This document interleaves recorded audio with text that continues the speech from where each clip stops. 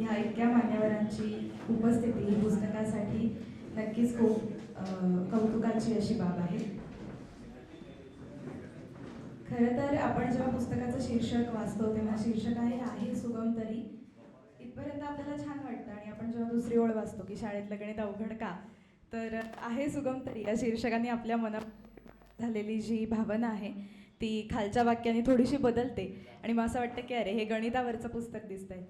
पण जसं जसं आपण पानं पलटत जातो आणि पुस्तक वाचत जातो तसं तसं आपल्या लक्षात येतं की आहे सुगम तरी ह्या वाक्यानं मनात निर्माण होणारी जी एक छान रसाळ गोड किंवा साहित्यिक अशी भावना आहे ती त्या पुस्तकानं गणितासारख्या अवघड विषयाची मांडणी करतानाही शेवटपर्यंत जपलेली आहे.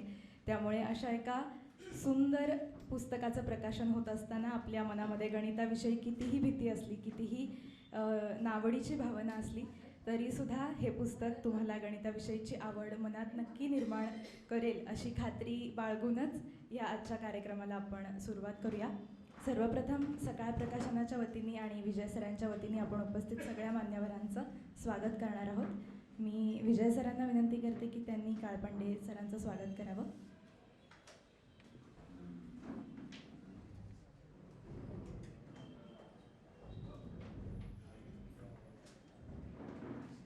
पुष्पगुच्छ आणि सकाळ प्रकाशनाकडून एक पुस्तक देऊन भेट स्वरूपात आपण ह्या मान्यवरांचं स्वागत करतोय.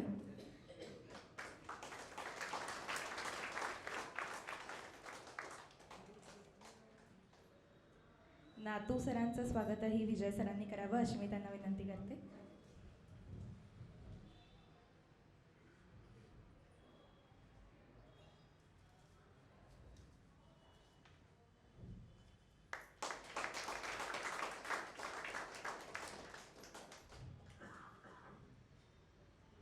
सकाळ प्रकाशनाच्या वतीने अमृता देसरडा यांना मी विनंती करते की त्यांनी मांढरे सरांचं स्वागत करावं.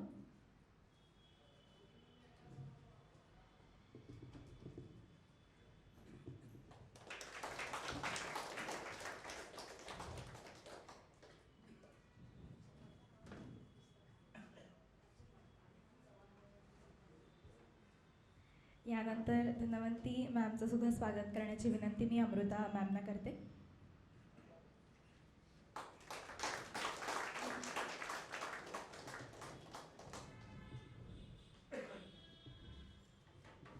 विजय सरांनी पुस्तकामध्ये एक फार छान वाक्य लिहिलं आहे. ते वाक्य असं आहे की गणित ही एक भाषा आहे. तर गणित ही भाषा आहे असं वाचत असताना माझ्या मनात प्रश्न उभा राहिला की गणित ही भाषा कशी काय. त्यांनी अर्थात पुस्तक वाचल्यावर आपल्या लक्षात येईल की सविस्तर त्यांनी ते लिहिलेलं आहे की गणित ही भाषा कशी. पण भाषा हा शब्द आपल्या मनात आल्यानंतर आपण सगळे मराठी भाषेत जन्माला आलेली माणसं आहोत. त्यामुळे आपल्या पहिले मनामध्ये येतं की भाषा म्हणजे मराठी भाषा.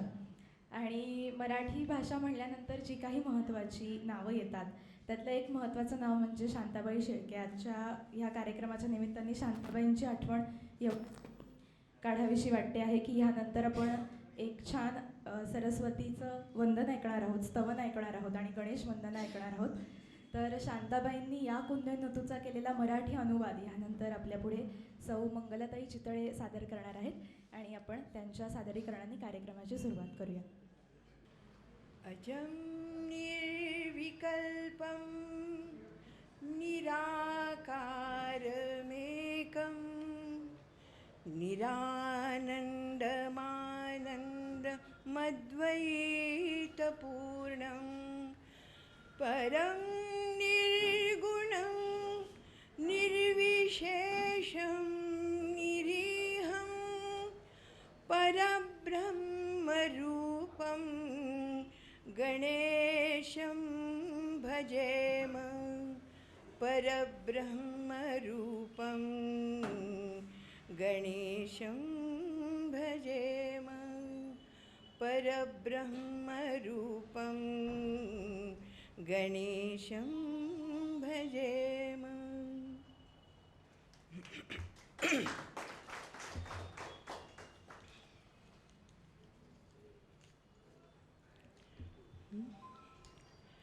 ल्याली निर्मल शुभ्रवस्त्रबसली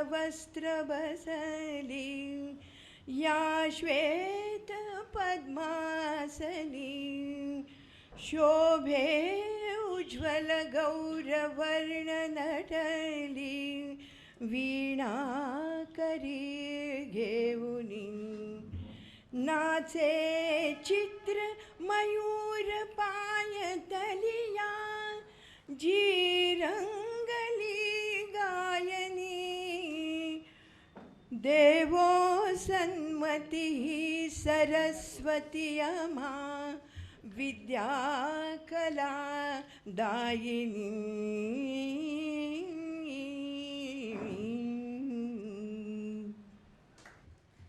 मनापासून धन्यवाद ताई.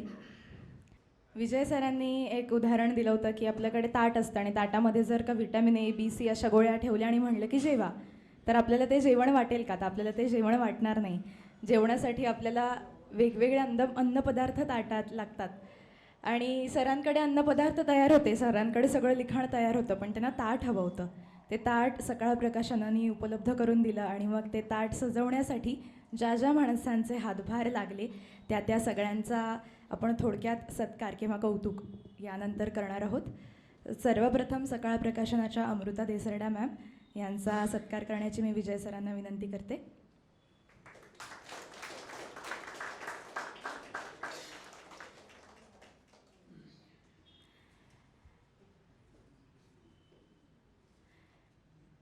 ताट जर का स्टीलचं असेल तर आपण रोजच स्टीलच्या ताटात जेवतो, पण कधीतरी आपण नैवेद्य दाखवतो, आपण चांदीचं ताट त्याच्यासाठी वापरतो, केळीचं पान वापरतो.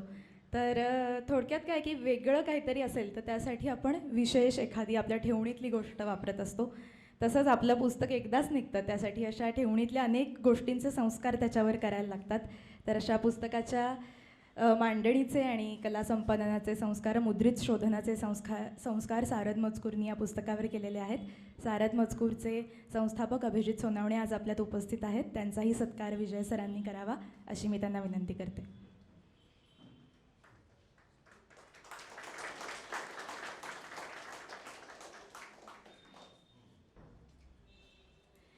ह्या ताटातला पहिला पदार्थ जी व्यक्ती खाते ती व्यक्ती सांगणार असते की बाबा स्वयंपाक कसा झाला आहे. तर हे या पुस्तकाचं पहिल्यांदा वाचन आणि त्यानंतर अनेक वेळा वाचन ज्या पहिल्या वाचिकेनं केलेलं आहे त्या मृणालिनीताई देसाई यांचा सत्कारही विजय सरांनी करावा अशी मी त्यांना विनंती करते.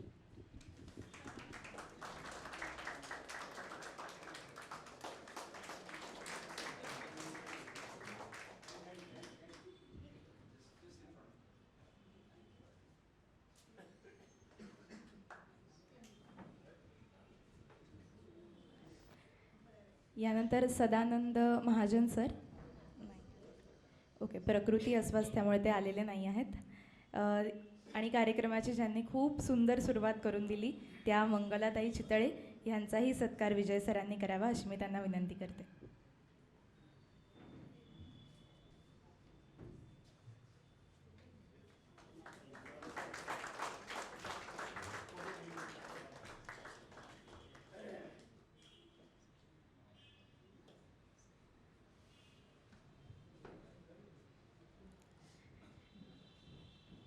हे पुस्तक आपल्यासमोर ज्या माध्यमातून आलं ते माध्यम म्हणजे अर्थात सकाळ प्रकाशन. सकाळ प्रकाशन ह्या पुस्तकाकडे कसं पाहतंय याविषयी आपण अमृता देसरडा मॅमकडून जाणून घेऊया. कार्यक्रमाचं प्रास्ताविक करण्याची मी त्यांना विनंती करते. नमस्कार. व्यासपीठावरील उपस्थित मान्यवर श्री सूरज मांढरे सर, वसंत काळपांडे सर, अरविंद नातू सर, आमचे लेखक विजय श्रोत्रिय सर आणि आमच्या आवडत्या मॅडम धन्वंती मॅम, या सर्वांचं मी सकाळ प्रकाशनाच्या वतीनं आणि तुम्हा सर्वांच्या प्रेक्षकांच्या वतीनं स्वागत करते. तेजस्विनीनं म्हटल्याप्रमाणे ताट आता परिपूर्ण झालं आहे आणि ते सगळ्यांसाठी उपलब्ध करून देण्याचं काम एक माध्यम म्हणून सकाळ प्रकाशन ह्याकडे बघतं. आणि हा जो विषय आहे की आहे सुगम तरी गणित, शाळेतलं गणित अवघड का, तर एक म्हणजे विजय सर जेव्हा सकाळ प्रकाशनाकडे आले त्यांचा मला मेल आला होता आधी की अशी मी संहिता लिहिलेली आहे आणि मी असं काम करतो गेल्या 25 वर्षांपासून. तर त्या सगळं ते जेव्हा मी वाचलं आणि मला असं वाटलं की अरे हे किती इंटरेस्टिंग आहे. म्हणजे मी जेव्हा शाळेत होते तेव्हा म्हणजे मी ठरवलं होतं 10वीत गेल्यावर की गणित आणि विज्ञान सोडूनच सगळं काही ते करायचं. 10वीला चांगले मार्क पडले, गणितात पण चांगले पडले, पण तरी पण गणिताबद्दल जी मनात अढी निर्माण झाली होती, जी शालेय शिक्षणात होती माझ्या मनात, तर ती अजूनही गेली नव्हती. म्हणजे मला असं वाटायचं की म्हणजे अल्जेब्रा, जॉमेट्री हे विषय किती अवघड आहेत. पण सरांचं पुस्तक जेव्हा आलं, म्हणजे अजूनही म्हणजे माझं शिक्षण मी आर्ट्स घेतलं, मी काही सायन्सला गेले नाही. घरातले सगळे म्हणत होते की तू सायन्स कर, गणित घे किंवा इंजिनियर हो वगैरे काय हो, तर मी ते केलं नाही. मी जाणून बुजून गणित आणि विज्ञानाकडे जायचं नाही असंच पाहून त्याच्याकडे गेले. पण जेव्हा मी पुस्तक हे पाहिलं तर मला असं वाटलं की अरे, रोजच्या जगण्यात आपण व्यवहार करतो, गणित किती म्हणजे प्रत्येक क्षणाक्षणाला गणित आहे. म्हणजे मेजर म्हणजे 6 सिग्मामध्ये जे केलं जातं, 6 सिग्मा जी लीन 6 सिग्मा आहे, जे मॅनेजरियल लेवलवरती जाऊन आपण ते करतो, तर तेव्हा त्यांनी सांगितलेलं असतं की तुम्ही एखादी गोष्ट डिफाईन करा, डिफाईन केल्यावरती मेजर करा, मेजर केल्यावरती ती ॲनालाइज करा आणि ॲनालाइज केल्यावरती ती इम्प्रूव्ह करा आणि मग कंट्रोल करा. तर ह्या 5 स्टेजेसमध्ये किती गणित आहे. म्हणजे आयुष्याच्या प्रत्येक टप्प्यावर गणित आहे आणि गणिताचं माध्यम हे इतकं सहज सोपं, म्हणजे सर म्हणतात तसं ती एक भाषा आहे. म्हणजे मला तर वाटतं ती जीवन भाषा आहे. तर त्या अर्थानं हे पुस्तक सकाळ प्रकाशन करतंय, ह्याचा मला निश्चितच खूप अभिमान आहे. सकाळ प्रकाशनाबद्दल मी 1-2 शब्द बोलीन. सकाळ माध्यम समूह जे 1932 पासनं आजपर्यंत इथे अस्तित्वात आहे आणि ते रोज पेपर चालवला जातोय. तर त्या पेपरची एक आमची ही छोटीशी डिव्हिजन आहे सकाळ प्रकाशन, आणि गेल्या 15 ते 20 वर्षांपासनं आम्ही पुस्तकं प्रकाशित करतो. मग सामान्य माणूस म्हणजे जो वाचक असेल किंवा नवीन वाचक निर्माण करण्यासाठी आपल्याला काय काय करता येईल, सामाजिक विषय, राजकीय विषय, परत आर्थिक विषय, भौगोलिक विषय, कुठल्याही विषयावरती पुस्तकं करता येतील का, हा जो काही कन्सेप्ट आहे तो धरून म्हणजे सकाळ माध्यम समूहाचं जे काही धोरण आहे की त्याच धोरणाला आम्ही जागून सकाळ प्रकाशनाची पुस्तकं करत असतो.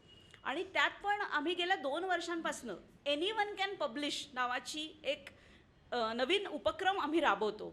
तर त्या उपक्रमाअंतर्गत आम्ही विजय सरांचं पुस्तक केलेलं आहे की एनीवन कॅन पब्लिशमध्ये का केलेलं आहे हे पुस्तक, आणि सकाळ प्रकाशनाने असं का सुरू केलं.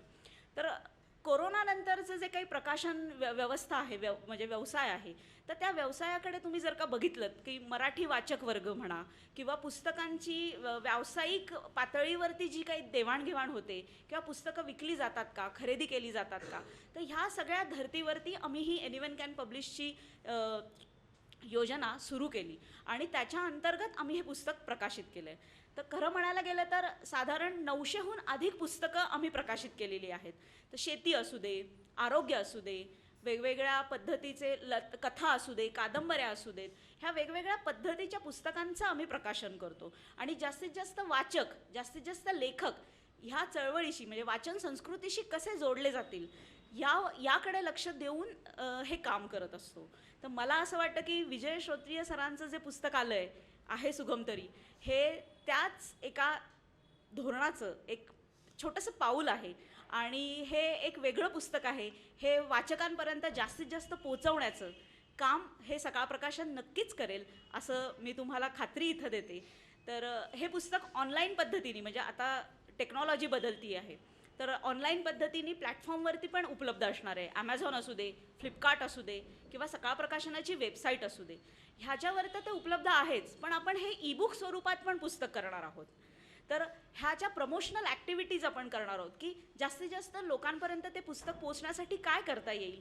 आणि सकाळ माध्यम समूहासारखा एक माध्यम समूह घेऊन आपण हे पुस्तक, हा विषय किंवा शिक्षण आणि गणिताबद्दलची जी भीती आहे ती कमी करण्यासाठी कसा प्रयत्न करता येईल याकडे आम्ही निश्चितच पाहू. तर मी विजय श्रोत्रिय सरांचे मनापासून आभार मानते आणि धन्यवाद देते की त्यांनी आमच्यावर विश्वास टाकला आणि हे पुस्तक आम्हाला करायची संधी दिली. तसंच पुस्तक निर्मितीमध्ये ज्यांनी मदत केली आम्हाला, कारण की पुस्तक करणं हे एका माणसाचं काम नसतं, त्याच्यात 7-8 माणसं इन्व्हॉल्व असतात. तर मग सारद मजकूर असू दे, तेजस्विनीनी मगाशी उल्लेख केला, तर एडिटिंगपासनं, प्रूफिंगपासनं, लेआउटपासनं किंवा पुस्तक विक्री करणारे आमचे बाहेर जे पुस्तक स्टॉलवरती बसतात, आमची सेल्स टीम, ह्या सगळ्यांचं मी मनापासून धन्यवाद देते आणि सरांना अभिनंदन करते आणि थांबते. धन्यवाद.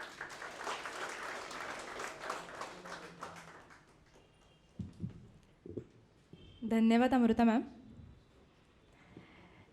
एक छान उदाहरण मी ऐकलं होतं, जे श्रीनिवास रामानुजन ह्या खूप मोठ्या गणिततज्ज्ञांचं उदाहरण आहे. त्यांची खूप हालाकीची परिस्थिती होती आणि ते खूप प्रयत्न करत होते सतत गणितात काही ना काहीतरी नवीन नवीन शोधण्याचा. त्यांना इतर ते सगळ्या विषयामध्ये नापास व्हायचे, फक्त गणितात पास व्हायचे असं त्यांच्याविषयी लिहिलेलं आहे. तर असं होत असताना एकदा त्यांनी असं ठरवलं की आता आपल्याला एक तर पैसा कमी पडतो आहे सगळं जगण्यासाठी, आणि पैसा नसेल तर आपण काही करू शकणार नाही, बाहेर कुठे नोकरी मिळू शकत नाही कारण इतर सगळ्याच विषयात आपण नापास आहोत. त्यामुळे नोकरीसाठी जे काही क्वालिफिकेशन लागतं ते काही आपल्याकडे नाही. म्हणून त्यांनी केम्ब्रिज विद्यापीठामध्ये हार्डी नावाचे एक गणिततज्ज्ञ होते, त्यांना एक पत्र लिहिलं आणि त्या पत्रामध्ये त्यांनी भरपूर प्रमेय सोडून दाखवली होती. आणि हे सगळं पत्र जेव्हा जाऊन त्या हार्डी सरांकडे पोहोचलं तेव्हा त्यांनी ते उघडलं, बघितलं आणि त्यांच्या एवढं लक्षात आलं की ही कोणीतरी अशी व्यक्ती आहे की जी खूप वेगळी आहे, ती जगापेक्षा फार पुढचा काहीतरी विचार करते आहे.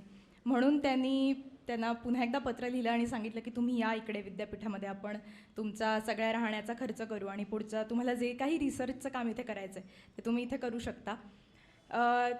अर्थात त्यांनी नंतर ती संधी स्वीकारली आणि ते गेले. पण जेव्हा दुसरं पत्र त्यांनी हार्डी सरांना लिहिलं होतं त्या पत्रात असा एक उल्लेख आहे की मी फक्त दिवस रात्र गणितच सोडवत असतो, मी अर्धपोटी जगणारा माणूस आहे आणि मी अर्धपोटी जगतो तेही मी का जेवतो, तर माझा मेंदू चालू राहावा आणि माझा मेंदू चालू राहिला तरच मला गणित सोडवता येईल, तरच गणिताच्या सान्निध्यात राहता येईल, म्हणून मी ते अर्ध्या वेळचं का होईना पण जेवतो.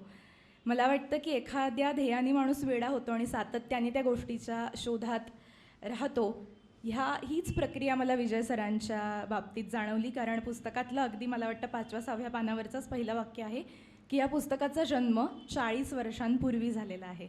40 ते 45 वर्ष सर ह्या पुस्तकासाठी कष्ट घेत आहेत आणि आज ते पुस्तक आपल्या समोर येतं आहे.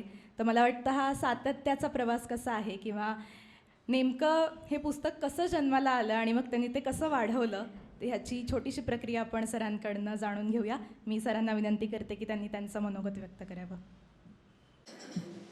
सर्व व्यासपीठावरचे उपस्थित मान्यवर आणि आपण सर्व यांचं मी मनापासून स्वागत करतो.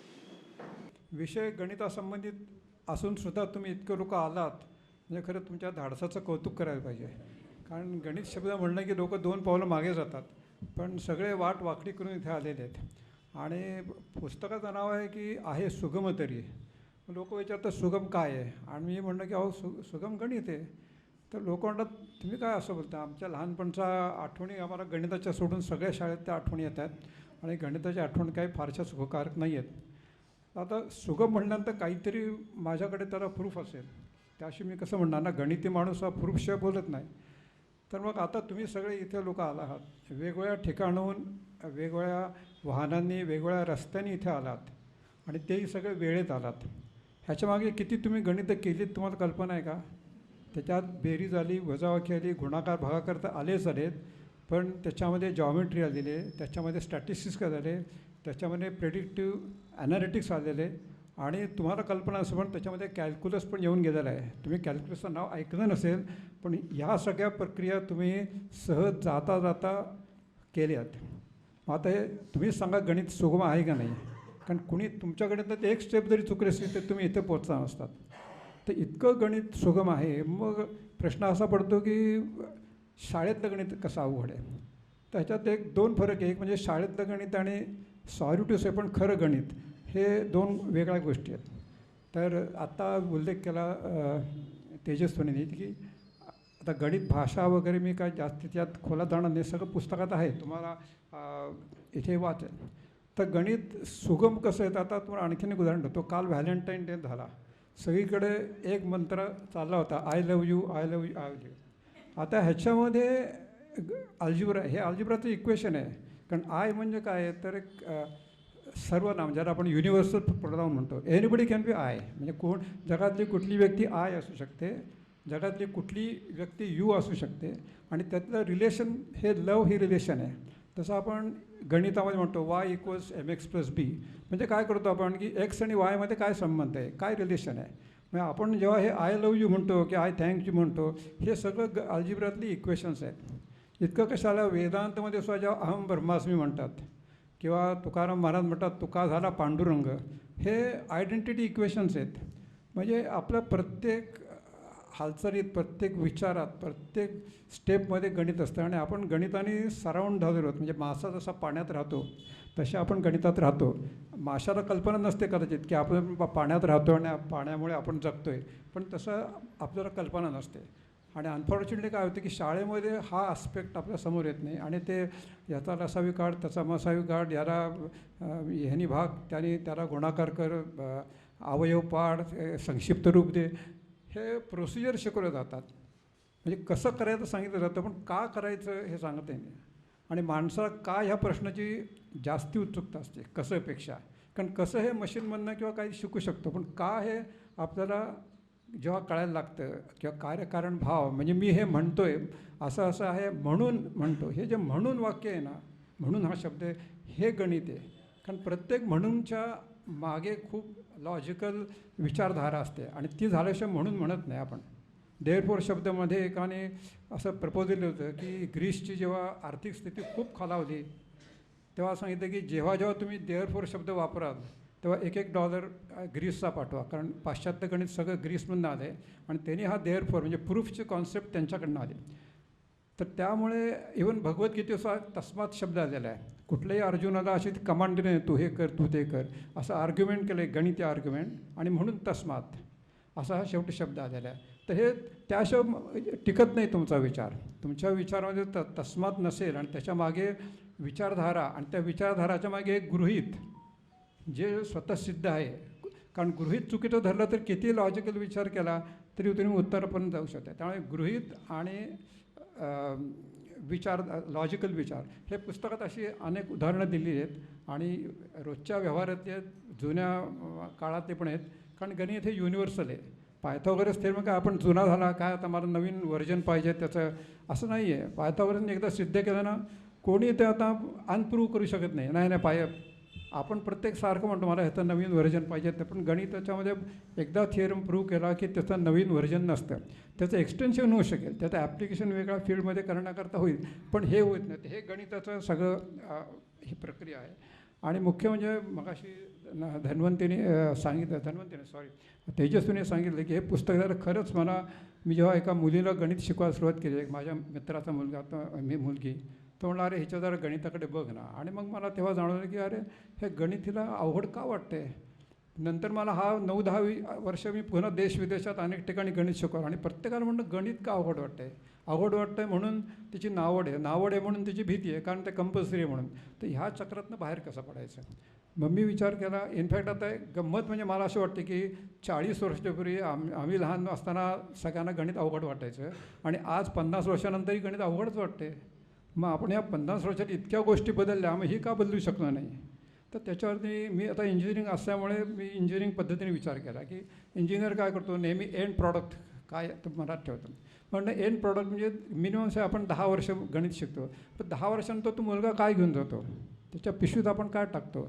आणि मला असं ढोळलं की फारच थोडं, कारण जे पाठ केलेलं असतं ते फॉर्म्युले बनवून तर परीक्षा झाली की लगेच त्याची एक्सपायरी डेट झालेली असते.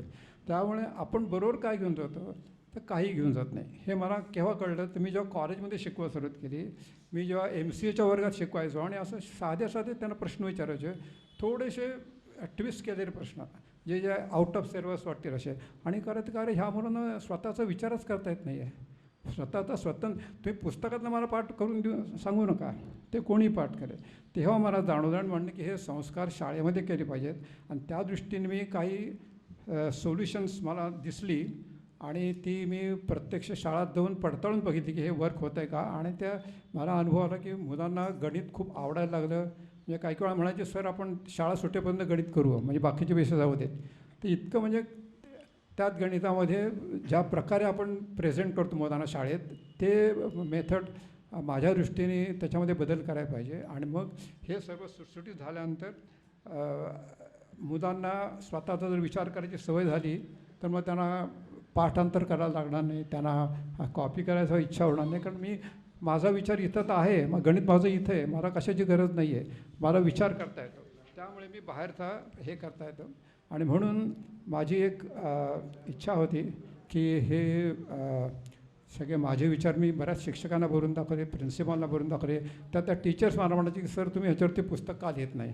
म्हणून मग मी आता गेल्या 8-10 वर्ष ह्याच्यावरती काम करत होतो. आणि हे करताना मला स्वतःला खूप आनंद होत होता आणि रोज नवीन नवीन काहीतरी पैलू पुढे येत होता. तर मला असं वाटतं की जर आपल्या सगळ्यांच्या विद्यार्थ्यांच्या मनातनं गणित अवघड आहे ही जर अंधश्रद्धा गेली तर या पुस्तकाचं सार्थक झालं असं मी म्हणेन. आणि माझं भाग्य असं आहे की आपल्याला सूरज मांढरे साहेबांसारखे इथे वक्ते मिळालेले आहेत कार्यक्रमाला.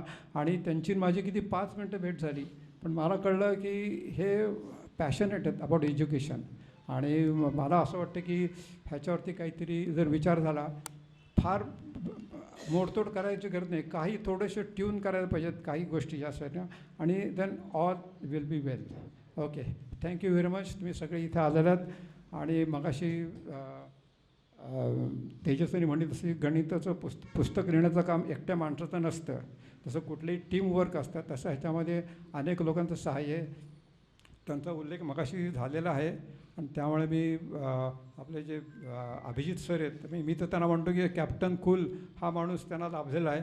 आणि केव्हाही फोन करा, त्यांचा शांतपणे टोन असतो. आणि ते म्हणजे ज्याला आपण म्हणतो ना की ह्या माणसाला काही येत नाही असं काही नाही आहे. त्यामुळे इतका डिपेंडेबल माणूस आम्हाला मिळाल्यानंतर पुस्तक अगदी सहज झालं. त्याला सगळ्यांचा म्हणजे ह्यांचा सकाळमधले जे अमृता मॅडम आहेत त्यांचं सहाय्य झालं. बाकी अनेकांचं, तेजस्विनी स्वतःही मी त्याला विचारा किती वेळा फोन करून छळले, अगं हा शब्द असा नको, हा असा टाईप कर. मग आमच्या त्याच्यावरती चर्चा व्हायची की ह्याचं इंग्लिश शब्द वापरला तर योग्य मराठी कुठला. म्हणजे त्यांची समज किती होती हे पण मला कळलं. आणि हे सगळ्यांनी मला सजेशन केलेलं. त्यामुळे ते आमची समोर वहिनी बसते मृणालिनी, आणि हिला तर म्हणजे मी जवळजवळ छळल्यासारखंच त्याला, पण त्याचा तर आवडीचा विषय होता. आणि ती प्रत्येक वेळा विजय तू असं कर, हे जास्ती असं बरं वाटेल, हे जास्ती मिनिंगफुल आहे, हे जास्ती टेक्निकली करेक्ट होईल, अशा तिच्या सजेशन्स दिवस रात यायचा. आणि पुन्हा मी सुधारून त्याला लेख व्हायचा. एखादा माणूस म्हणून अरे किती वेळा सांगशील मला, पण तिने आता एकदाही बोलली नाही की किती वेळा मला हे करायचं असेल. त्याच्यामुळे ती पण अभिनंदनाला पात्र आहे. आणि आज इथे जे फोटो काढतात ते आमचे जावई आहेत, आणि ते ऑस्ट्रेलियाहून आलेले आहेत. आणि आमचं योगायोग असा आहे की त्यावेळी नेमके पुण्यात आहेत, तर ते आलेत म्हणून आम्हालाही आनंद होतो. त्यांच्याबरोबर पण आम्ही काही वेळा गणिताची डिस्कशन करत असतो. नुकताच तिने मला एक प्रॉब्लेम पाठवला होता आणि मला पण डोक्याला चालना मिळाली, आणि नंतर फार मजा आली तो प्रॉब्लेम सॉल्व करताना. आता असे पण आमचे रिलेशनशिप आहेत. आम्ही ऑस्ट्रेलियात गेल्यानंतर अशा डिस्कशन करतो. आणि गणित हे फिलॉसॉफी आणि संगीत अशी फार जवळ आहे, त्यामुळे एन्जॉयमेंट सगळी होती. आणि मंगलाताईने तर काय पहिला शेड्यूल इतका चांगला आला तर बाकी सगळं सुरात होणार, ह्यात काय शंकाच नाही. तर मी पुन्हा एकदा सगळ्या मान्यवरांचे आभार मानतो, आपले सगळ्यांचे आभार मानतो. आणि थँक्यू व्हेरी मच ऑल.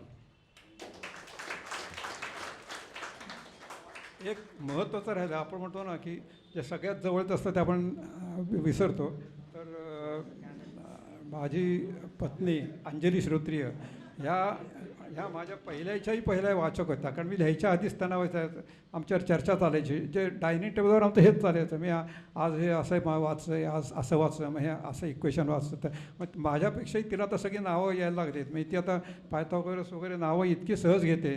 तर ते तिचेही मला खूप उपयोग झाला. म्हणजे की भाषा कशी सॉफ्ट पाहिजे, ज्ञानेश्वरांची भाषा कशी आहे हे ते तुम्हाला सुद्धा आग्रह करतात, पण तुम्हाला तो आग्रह तुमच्या अंगाला लागत नाही.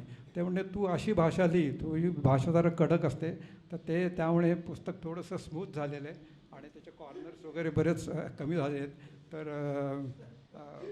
तिचे पण, आणि तिने हे पुस्तक बऱ्याच वेळा वाचलेलं आहे. त्यामुळे ते आता घरच्या लोकांच्या पण आभार मानत नाही, ते दोघांनी ऑकवर्ड होतं, त्यामुळे तो प्रश्न आपण ऑप्शनला टाकूया. Okay, thank you.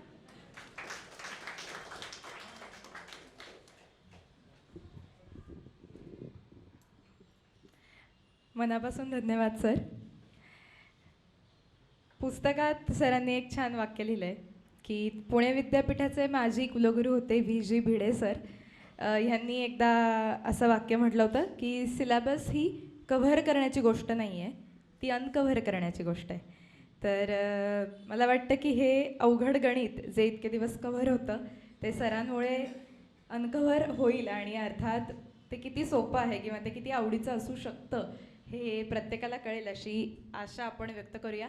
आणि आपण ज्या कार्यक्रमासाठी आज जमलो आहोत अर्थात पुस्तक प्रकाशन, मी सगळ्या उपस्थित मान्यवरांना विनंती करते की त्यांनी पुस्तकाचं प्रकाशन करावं. लेखक विजय श्रोत्रिय सर आणि सकाळ प्रकाशनाच्या अमृता ह्या सगळ्यांच्या हस्ते पुस्तकाचं प्रकाशन होत आहे.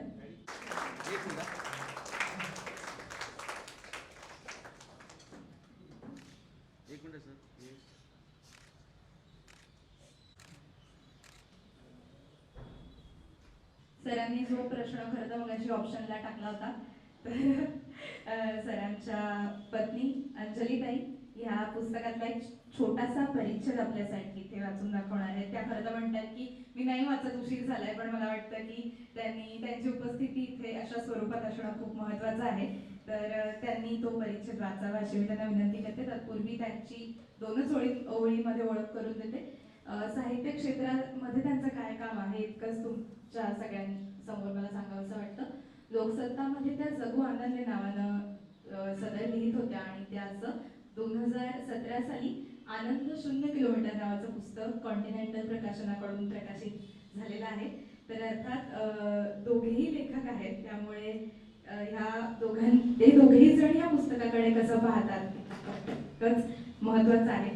तर अंजली त्यांना मी विनंती करते की त्यांनी पुस्तकातला परिच्छेद वाचून दाखवावा.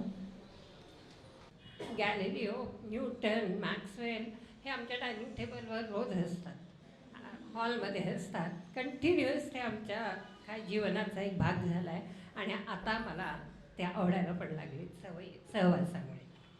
आता विजयच्या ह्या पुस्तकामध्ये माझा रोल हा श्रोता आणि साक्षी असं दोन्ही पद्धतीने आहे.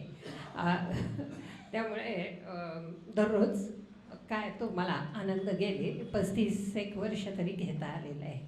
आता ह्या पुस्तकातला मी अगदी थोडंसंच वाचून दाखवते, वेळ एकतर खूप झालेला आहे आणि आपल्याला सगळ्या वक्त्यांचे ऐकायचं आहे मनोगत, पण मी थोडंसं वाचते आणि मला जो आनंदाचा अनुभव आला तो तुम्हाला सगळ्यांना पण येईल अशी मला खात्री आहे. तर ह्यातलं एक लेख असं आहे, त्याचं नाव आहे गणिताची मजा. पुलंच्या तुझे आहे तुझपाशी या लोकप्रिय नाटकात काकाजी ही एक गाजलेली रसिक वृत्तीची व्यक्तिरेखा आहे. हे रिटायर्ड फॉरेस्ट ऑफिसर असून प्रत्येक गोष्टीत सौंदर्य आणि आनंद पाहणारे आहेत. जंगलातच सगळं आयुष्य गेल्यामुळे शिकारीचाही अनुभव आहे. नाटकात एका प्रसंगात प्रेमात पडलेल्या एका तरुणाचा आणि त्यांचा संवाद चाललेला आहे.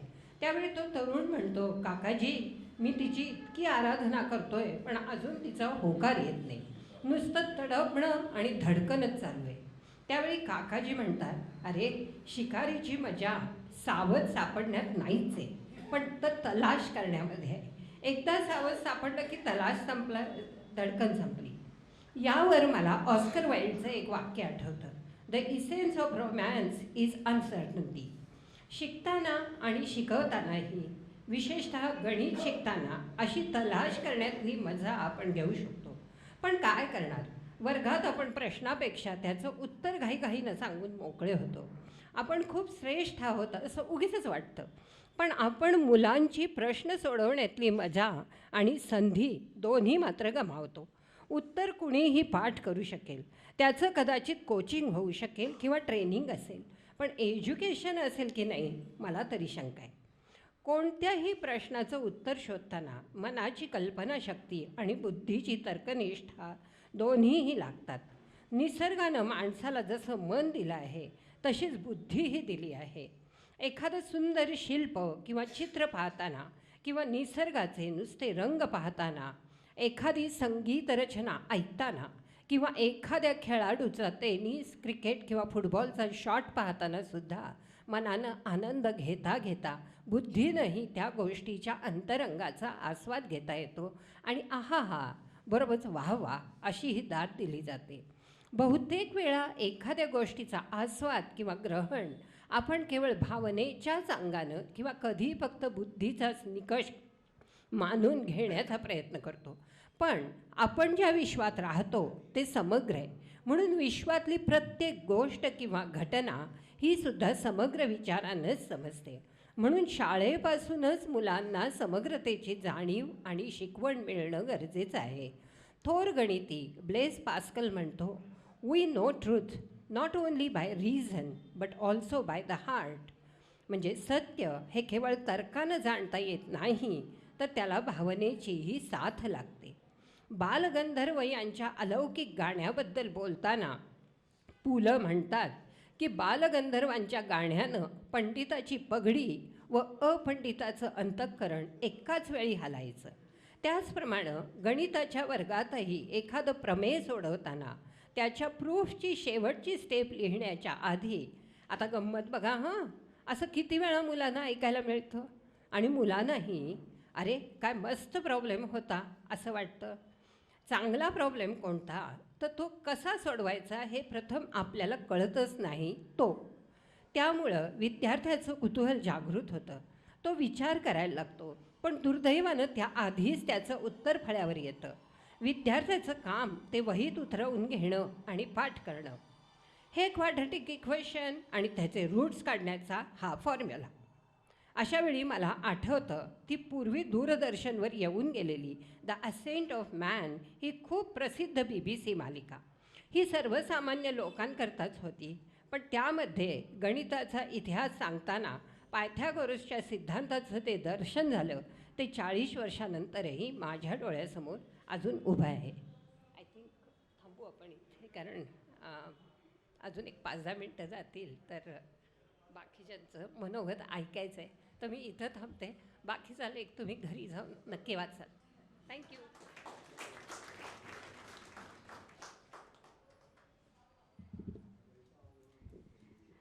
Thank you ma'am.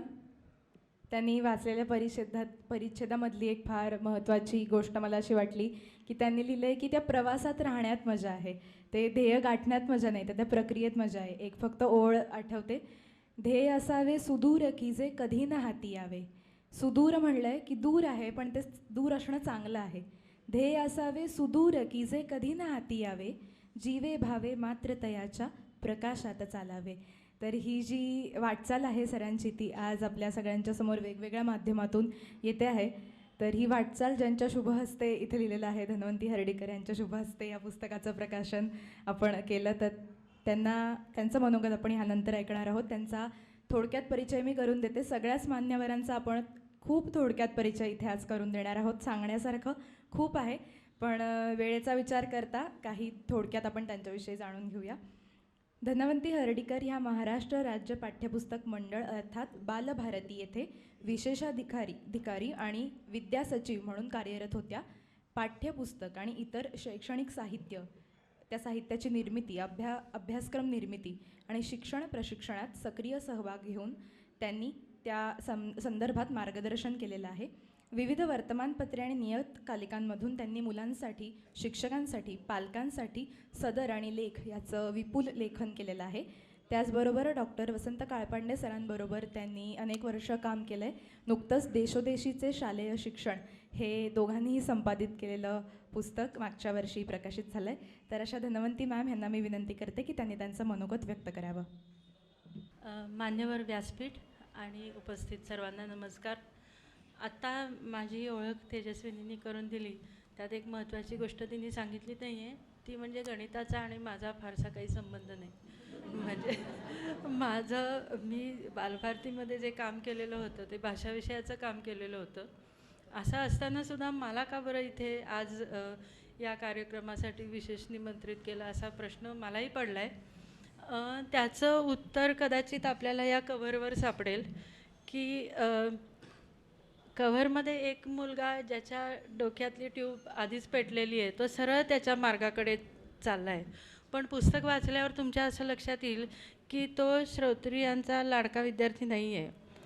त्यांचा लाडका विद्यार्थी तो जो त्या गुंत्यात चाललेला आहे आणि त्याच्या डोक्यात भरपूर प्रश्न पडलेले आहेत आणि हा गुंता कसा सोडवायचा हे त्याला नीटसं उमजत नाही आहे. त्याच्यासाठी हे पुस्तक आहे आणि कदाचित माझी निवड पण म्हणूनच केली असेल की गणिताबद्दल समजून घेण्याची ज्यांना आवश्यकता आहे अशा लोकांना इथे त्यांनी असणं फार महत्त्वाचं आहे.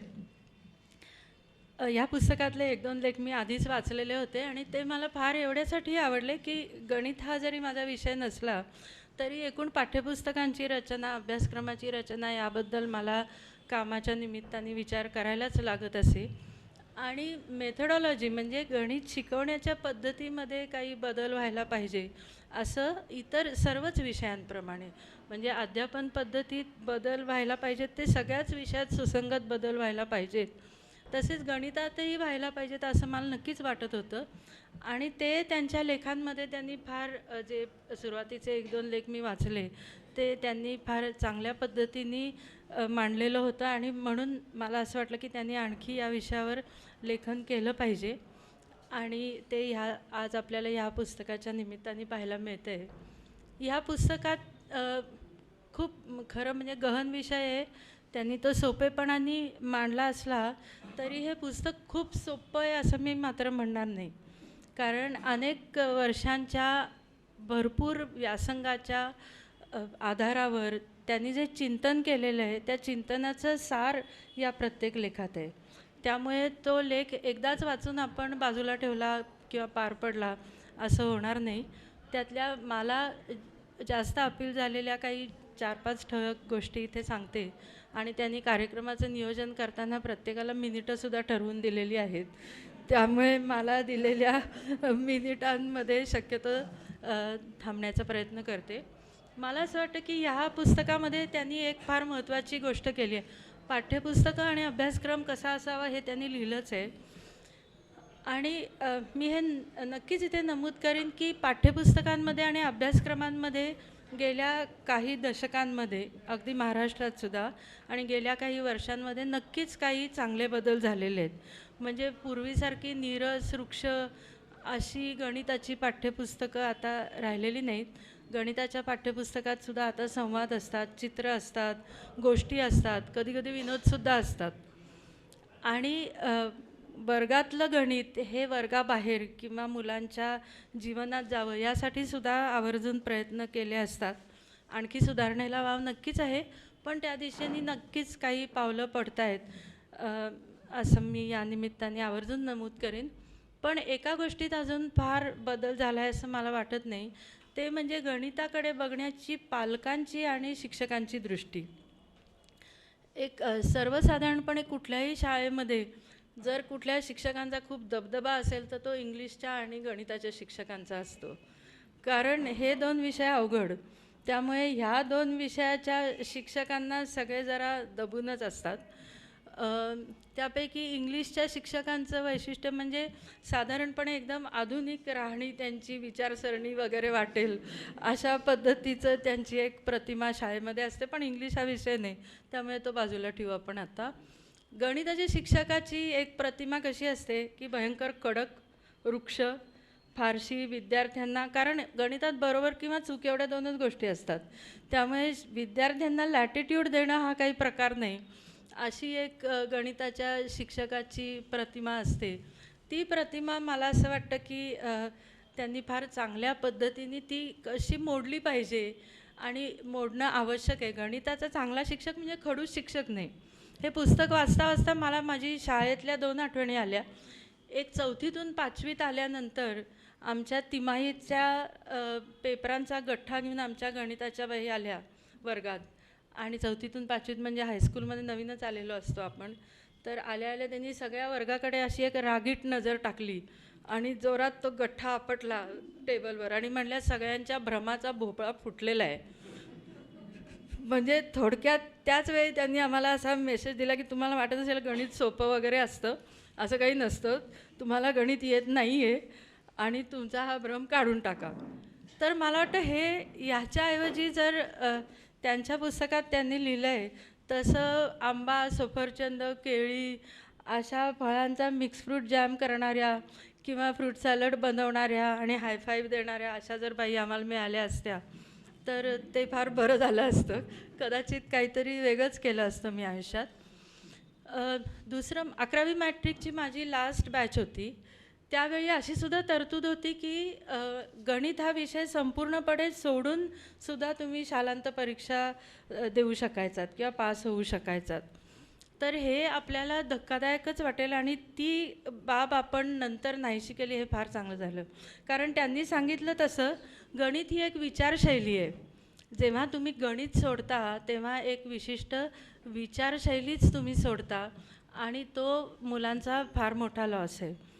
कोणत्या गोष्टी दुसरा एक म्हणजे गणिताचा शिक्षक खडूस नसावा हे एक मूर्तिभंजन झालं. आणि दुसरा एक म्हणजे गणिती नसलेल्या लोकांनी गणिताच्या लोकांची केलेली प्रतिमा अशी आहे की त्यांचं डोकं नेहमी असं गणितात आणि आकडेमोडीत गुंतलेलं असतं आणि वेगळ्याच विश्वाच्या व्यापारात गुंतलेलं असतं आणि त्यामुळे व्यवहार त्यांना तितकासा कळत नाही. मला वाटतं राम गणेश गडकरींचीच एक नाट्यछट आहे की एका छोट्या बाळाला सांभाळायला गणिताच्या प्राध्यापकाकडे दिलं आहे आणि त्या बाळाला उगी करताना ते पुष्कळ गणितातल्या गोष्टी समजावून सांगतायत त्या बाळाला आणि ते बाळ काही रडायचं थांबत नाही. किती सुंदर गणित ते असलं तरीसुद्धा ते काही रडायचं थांबत नाही आणि एक छोटी मुलगी येऊन नंतर त्याच्याशी बोबडं बोलून त्याला चांदोबा वगैरे दाखवते आणि ते थांबतं. तर हा सुद्धा एक स्टिरिओटाईप आहे आणि तो सुद्धा मला असं वाटतं की विजय श्रोत्रिय यांना मान्य नाही. त्यांच्या म्हणण्याप्रमाणे हा आकाशातल्या फक्त गोष्टींकडे लक्ष देणारा ना आकडेमोड करणारा माणूस हा खरा गणिताचा शिक्षक नाही. त्यांनी त्यांच्या पुस्तकात एक उदाहरण दिलं आहे की त्यांच्या विद्यार्थ्यांना ते नकाशा काढायला सांगतात आणि ते नकाशे चुकतात. याचं कारण काय तर विद्यार्थ्यांनी नकाशा कोणासाठी काढायचा आहे, कुठून कुठे काढायचा आहे, त्याच्यात उत्तर दिशा कोणती, या गोष्टी लक्षात न घेता रँडम नकाशा काढला आहे, वाहनं कुठली वापरणार वगैरे. तर हा जो आपला ॲबसेंट माइंडेड प्रोफेसर होता तिथला त्यांनी आपण कोणाला गणित समजावून सांगतो आहे याचाच विचार केला नाही. त्यामुळे गणिताच्या माणसाकडनं खरं म्हणजे अशा चुका होणार नाहीत. त्यांचं म्हणणं असं आहे की गणित हा एक समग्रतेने विचार करण्याचा विषय आहे आणि तो समग्र विचार कसा करायचा याचं दिग्दर्शन त्यांनी या पुस्तकामध्ये केलेलं आहे. मुलांना गणिती विचार करायला शिकवायचा म्हणजे काय याचं पण ठिकठिकाणी खूप चांगलं विवेचन आलं आहे की मुलांचं कुतूहल जागं ठेवणं म्हणजे तुला येत नाही, तुझं चुकलं, ह्या पद्धतीचा फीडबॅक मुलांना न देता त्यांना सतत एनकरेज करत राहणं. दुसरं असं की मुलांना चिकित्सक विचार करणं म्हणजे काय तर भरपूर शंका येऊ देणं, प्रश्न विचारत जाणं, त्याच्यावर भरपूर ट्रायल अँड एरर पद्धतीने मांडणी करायची त्यांना संधी देणं आणि मग त्यातलं सरप्लस किंवा नको असलेलं काय आहे तो भाग काटून छाटून नेमकेपणाने मुलांनी विचार कसा करावा याचं शिक्षकांनी फक्त दिग्दर्शन करायचं आहे. म्हणजे चिकित्सक विचार हाच आहे. प्रॉब्लेम सोडवण्यापेक्षा सुद्धा प्रॉब्लेम आयडेंटिफाय करणं हे गणिताच्या विचारात महत्त्वाचं आहे. अशा पुष्कळ गोष्टी त्यांच्या लेखांमध्ये त्यांनी वारंवार अधोरेखित केलेल्या आहेत. म्हणून मला असं वाटतं की एकदाच वाचून संपवण्याचे हे लेख नक्कीच नाही आहेत. तर खरं तर गणिताच्या शिक्षकांनी म्हणजे पालकांनी आणि शिक्षकांनी दोघांनी ज्यांना कोणाला स्वतःसाठी सुद्धा म्हणजे आता हे पुस्तक वाचल्यानंतर मला असं वाटतं की ह्या सगळ्या पद्धती वापरून आता 60त सुद्धा पुन्हा एकदा गणिताचा विचार करायला काही हरकत नाही. तर शिक्षकांनी खरं म्हणजे त्यांच्याबरोबर बसून अशी काही सेशन्स केली की एक एक लेखक किंवा एक एक कॉन्सेप्ट त्यातला घेतला तर हा वर्गात कसा हाताळावा, ह्याला वेगवेगळे पर्याय काय आहेत, या पद्धतीने जर केलं तर ते खूप प्रभावी आणि शिक्षकांना खूप मदत करणारं ठरेल असं मला वाटतं. मुलांना त्यांनी किती मदत केली हे तर आपण वेळोवेळी पाहिलंच आहे. दुसरी एक अपेक्षा करायची आहे त्यांच्याकडनं तुमची रजा घेण्यापूर्वी की आणखी एक या पुस्तकाचं वैशिष्ट्य म्हणजे त्यांनी त्यांच्या पुस्तक मित्रांची एक यादी शेवटी दिलेली आहे. ती तर फारच सुंदर आहे. म्हणजे गणित ह्या विषयावरती वेगळी मांडणी करणारी इंग्लिशमधली अप्रतिम पुस्तकं आणि काही 1-2 मराठी पुस्तकं पण आहेत त्यात, पण अप्रतिम पुस्तकं त्यांनी तिथे दिलेली आहेत. सो ह्या पुस्तकापासून जर गणिताचा प्रवास कोणाला करायचा असेल, पुढचा प्रवास सुरू करायचा असेल, तर त्यांच्या मित्रांची आपणही मैत्री करू शकतो आणि पुढे जाऊ शकतो. याविषयी त्यांचे आभार मानायला पाहिजेत. आणि मगाशी म्हटलं तसं एक अपेक्षा की त्यांचं वाचन भरपूर आहे, हे काही वेगळं सांगायला नको. आणि त्याच्यामध्ये पाश्चिमात्य विचारधारेचा जेवढा त्यांनी विचार केलेला आहे तेवढीच त्यांची इथली संत परंपरा, गीतेतलं तत्त्वज्ञान, विनोबा भावेंचे जागोजागी उल्लेख आहेत, ह्या सगळ्याची सुद्धा त्यांची जाण तेवढीच आहे. तर मला असं वाटतं की जर शक्य असेल ह्या पुस्तकातलं एकूण मांडणी, जरी भारतीय उल्लेख तिथे आले तरीसुद्धा एकूण मांडणी बरीच अजूनसुद्धा मला युरोसेंट्रिक वाटते. तर भारतामध्ये हल्ली असं खूपच म्हटलं जातं की आमच्याकडे अमुक गोष्टी होत्या, पण मग आता ते कुठे गेल्या हा प्रश्न मुलांना सहजच पडतो. तर मला असं वाटतं की हा भारतीय गणिताचा इतिहास याच्यासाठी सुद्धा त्यांनी असे काही लेख लिहिले की होतं म्हणजे नेमकं काय होतं आणि मग ते गेलं तर कुठे गेलं, आणि आत्ताच्या जीवनाशी त्याची सगळ्या गोष्टींची त्यांनी आत्ताच्या जीवनाशी सांगड घालून दिली आहे. ती कशी सांगड घालता येईल असे त्यांच्याकडून आणखी लेख वाचायला नक्की आवडेल. धन्यवाद.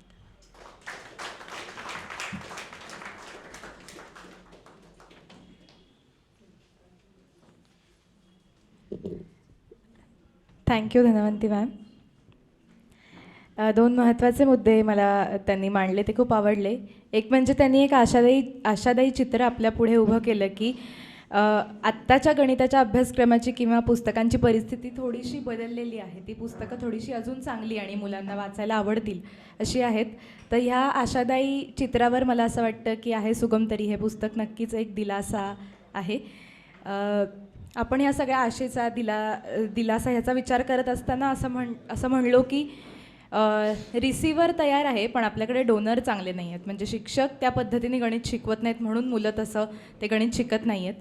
तर डोनर आणि रिसिव्हर ह्या प्रक्रियेशी सगळ्यात जवळचा धागा आत्ता इथे उपस्थित आहे, ते म्हणजे अर्थात महाराष्ट्र राज्य शिक्षण मंडळाचे सचिव सूरज मांढरे सर.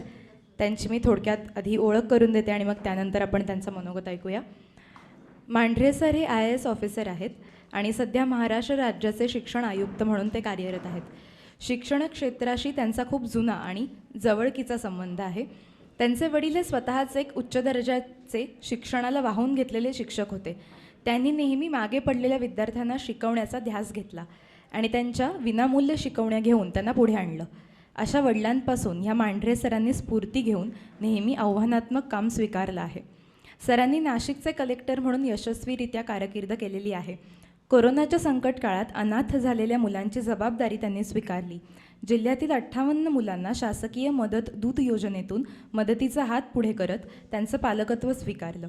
त्यांच्या या कामासाठी नुकताच त्यांचा उपमुख्यमंत्र्यांकडून गौरव झालेला आहे. त्याआधी वाजवूया आपण टाळ्या.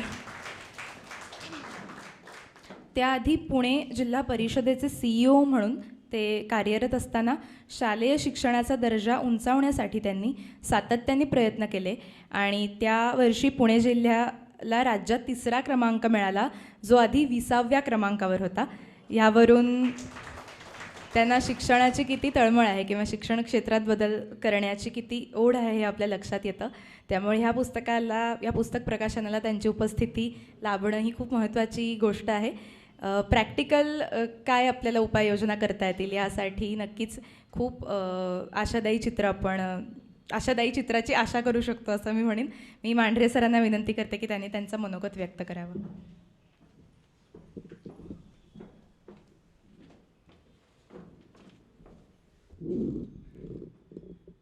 व्यासपीठावर उपस्थित सर्व मान्यवर, या ठिकाणी उपस्थित सर्व मान्यवर, मी शिक्षण आयुक्त म्हणून रुजू झाल्यानंतर बरेच लोक मला भेटायला यायचे आणि प्रत्येकाकडं काही ना काही सजेशन असायचं की आपण काय करू शकतो. म्हणजे आपल्याकडे हे वैशिष्ट्य आहे. एक थोडक्यात किस्सा तुम्हाला सांगतो की ते मुल्ला नसरुद्दीनचा किस्सा आहे तर मुल्ला नसिरुद्दीन एकदा असा बसलेला असतो मुलांशी मित्रांशी गप्पा मारत आणि सहज सिमल्याचा विषय निघतो. तर तो सिमला शब्द ऐकल्याबरोबर मुल्ला म्हणतो की सिमला, प्यारा सिमला, सुंदर सिमला, मेरे ज़िंदगी के सबसे अच्छे दिन मुझे सिमला ने दिए. तो मित्र म्हणतो, मुल्ला तू तो कभी शिमला गया ही नहीं था. तो तुम तो नहीं, मेरी बीवी गई थी ना.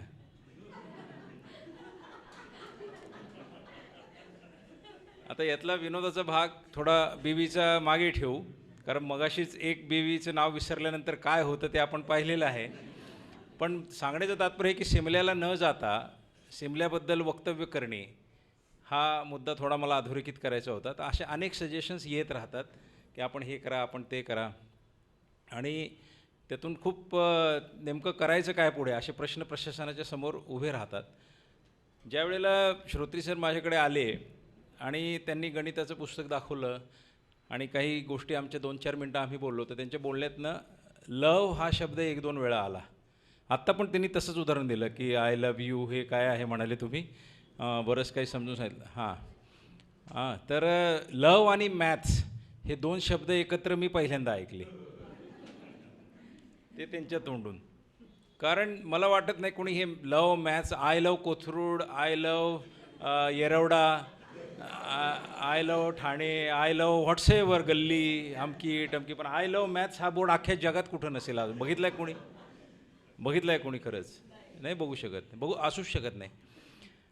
पण त्यांच्या बोलण्यातनं मात्र त्या मॅथ्सबद्दल इतकं ते भरभरून बोलत होते की मी पण चकित झालो. आणि तो 1-2-5 मिनटं, खरं तर हे असे सजेशन घेऊन जेव्हा लोक येतात ना, मी फार रिझर्वड असतो मनातून की काय आहे की किती सजेशन्स ऐकाव्यात. की ते मी माझ्या वॉलपेपरवरती ते चित्र ठेवलेलं आहे, गाढव मुलगा आणि वडील, की तुम्हाला सर्वांना ती गोष्ट माहिती आहे. असं कुणी आलं की मी पहिलं ते काहीतरी बहाण्याने माझा आयपॅड त्यांच्याकडे करून ठेवतो, म्हणजे त्यांना समजतं की हे साधारणपणे काय चालू आहे, आपल्या मताबद्दल ह्यांचं काय मत आहे ते कळतं थोडं थोडं. पण हे ज्या वेळेला आले ना, तेव्हा मी खरंच माझा आयपॅड विसरून गेलो. Yes, really. आणि मला एक नवीन दृष्टीने मी बघायला लागलो की एखाद्या इतक्या बदनाम विषयाबद्दल किती वेगळी भूमिका पण असू शकते आणि किती वेगळी पद्धत पण असू शकते. आता काय झालं आहे, आपली जी व्यवस्था आहे ना आजसुद्धा, तर हे सगळे खूप मोठे शिक्षणतज्ज्ञ आहेत, सगळी मंडळी, त्यांचं आयुष्य शिक्षण व्यवस्थेत गेलेलं आहे.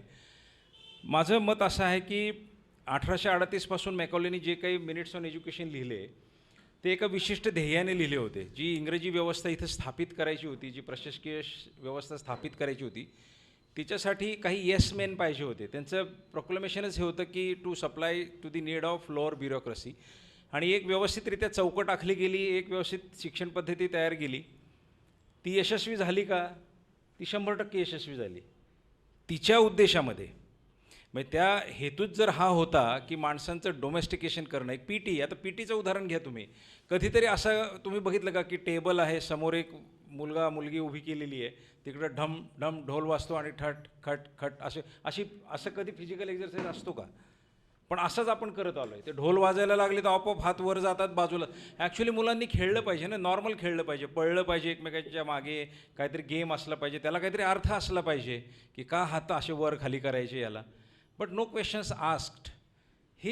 हेच उद्देश त्या व्यवस्थेचा होता, जो अत्यंत उत्तमरित्या गेल्या अनेक वर्षांमध्ये पूर्ण केला. अनेक कमिशन्स आले, अनेक शिफारशी आल्या, अनेक काय काय आलं. मुदलियार कमिशन आलं, राधाकृष्णन कमिशन आलं, कोठारी कमिशन आलं, नवीन एज्युकेशन पॉलिसी 92ची आली, अनेक प्रयोग झाले.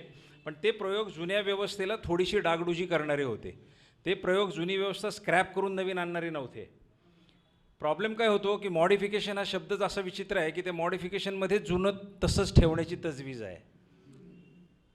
हा एक महत्त्वाचा फरक घ्यायला पाहिजे. The word itself presupposes existence of the earlier things. तर ते पूर्ण रिझल्ट आपल्याला मिळाले नाही. मग आता आपल्याला कुठेतरी ही जाणीव व्हायला लागली आहे की हे इतकं सोपं नाही राहिलेलं आता की फक्त एक तुम्ही काहीतरी करिक्युलम बनवा, एक त्याच्या आधारावर सिलेबस बनवा, त्याच्या आधारावर एक पाठ्यपुस्तकं बनवा, मग परीक्षा करा, मग काहीतरी त्याला यार्डस्टिक्स बनवा आणि मग ते रिझल्ट लावा आणि मग कुणावर तरी टिळा लावून टाका की हा हुशार मुलगा आहे.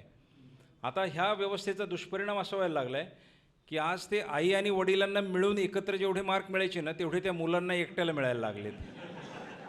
त्यामुळे प्रत्येकाच्याच घरात, तुम्ही जी मगाशी नावं घेतली ना सगळे, आईन्स्टाईन आणि न्यूक्लिड, हे सगळ्यांच्या घरात आहेत आज. त्या 95%च्या खाली तर मिळतच नाही मार्क कुणाला. म्हणजे मला आश्चर्य वाटतं की हे होणार काय, आणि ते पुढे जाताना 11वीला नापास होतात सगळे. त्यामुळं ह्या शिक्षण व्यवस्थेचं जे मूळ जे आपलं हरवत चाललं ना, कारण आपण त्याला लेबलसारखं बनवत चाललेलो त्या व्यवस्थेला. तो मुलगा इन्क्विजिटिव्ह किती आहे, त्याला प्रश्न किती पडतात, कोणत्या क्षेत्रातले प्रश्न पडतात, त्या प्रश्नाची उत्तरं तो शोधतो कसा, ते त्याच्यामध्ये तेवढंसं धाडस आहे का मुळात प्रश्न विचारण्याचं. एनी क्वेश्चन म्हणल्यावरती कुणी उभंच राहायला तयार नसतं. हे सगळं जे व्यवस्थेचे दुष्परिणाम आहेत ना, त्याचे माणसांच्या व्यक्तिगत जीवनांमध्ये सुद्धा दुष्परिणाम व्हायला लागलेत आता. म्हणजे बऱ्याच वेळेला असं चित्र दिसतं की एखादा या शिक्षण व्यवस्थेत न आलेला व्यक्ती हा जीवनाचे प्रश्न शिकलेल्या व्यक्तीपेक्षा अधिक चांगल्या प्रकारे हाताळू शकतो. मग अशी जे उदाहरण दिलं त्यांनी कोणी, ते गणिताचं आपणच बोललात की नाट्यछटा होती की ते खूप काही काही सांगून मूल काही अजून रडत असेल उलट जास्त ते ऐकल्यामुळे. पण कोणीतरी एक बडबडगीत गाऊन त्याला शांत करतं. This is the fact of life. आपण जर आता रस्त्याने जाताना बघाल, आणि जर मी आर्थिक उन्नती किंवा कोण लौकिक अर्थाने यशस्वी झालं हे बोलतच नाही, मी प्रश्नांबद्दल बोलतो की सिच्युएशन ज्या वेळेला येते, अडचणीची सिच्युएशन येते, तेव्हा कोण कशा प्रकारे मार्ग काढतो. तर ज्याचा मार्ग काढण्यामध्ये जीवन व्यतीत झालं तो चांगल्या प्रकारे मार्ग काढतो. ज्याचं प्रश्न उत्तरं सोडवण्यात व्यतीत झालं आहे त्याला नाही कळू शकत मार्ग व्यवस्थितरित्या. हा एक खूप मोठा एक ज्याला म्हणू आपण की एक गॅप निर्माण झाला आहे आता. आणि आताचं जग खूप डायनॅमिक झालं आहे. मला फार चांगलं वाटतं की तुम्ही इतक्या दिवस हा उत्साह टिकून ठेवला आहे की आपण काहीतरी जे आपल्याला येतं आहे ते दुसऱ्याला सांगावं, त्याचं व्यवस्थितरित्या संकलन करावं, ते चांगल्या पद्धतीने मांडणी करावी. ही फार दुर्मिळ गोष्ट आहे.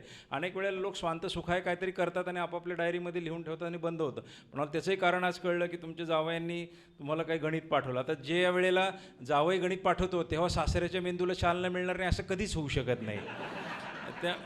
त्यामुळे ती जावयांची गणितं सोडवणं हा खूप जटिल आणि कुटील असा प्रश्न समस्त सासरे जमातीला असतो.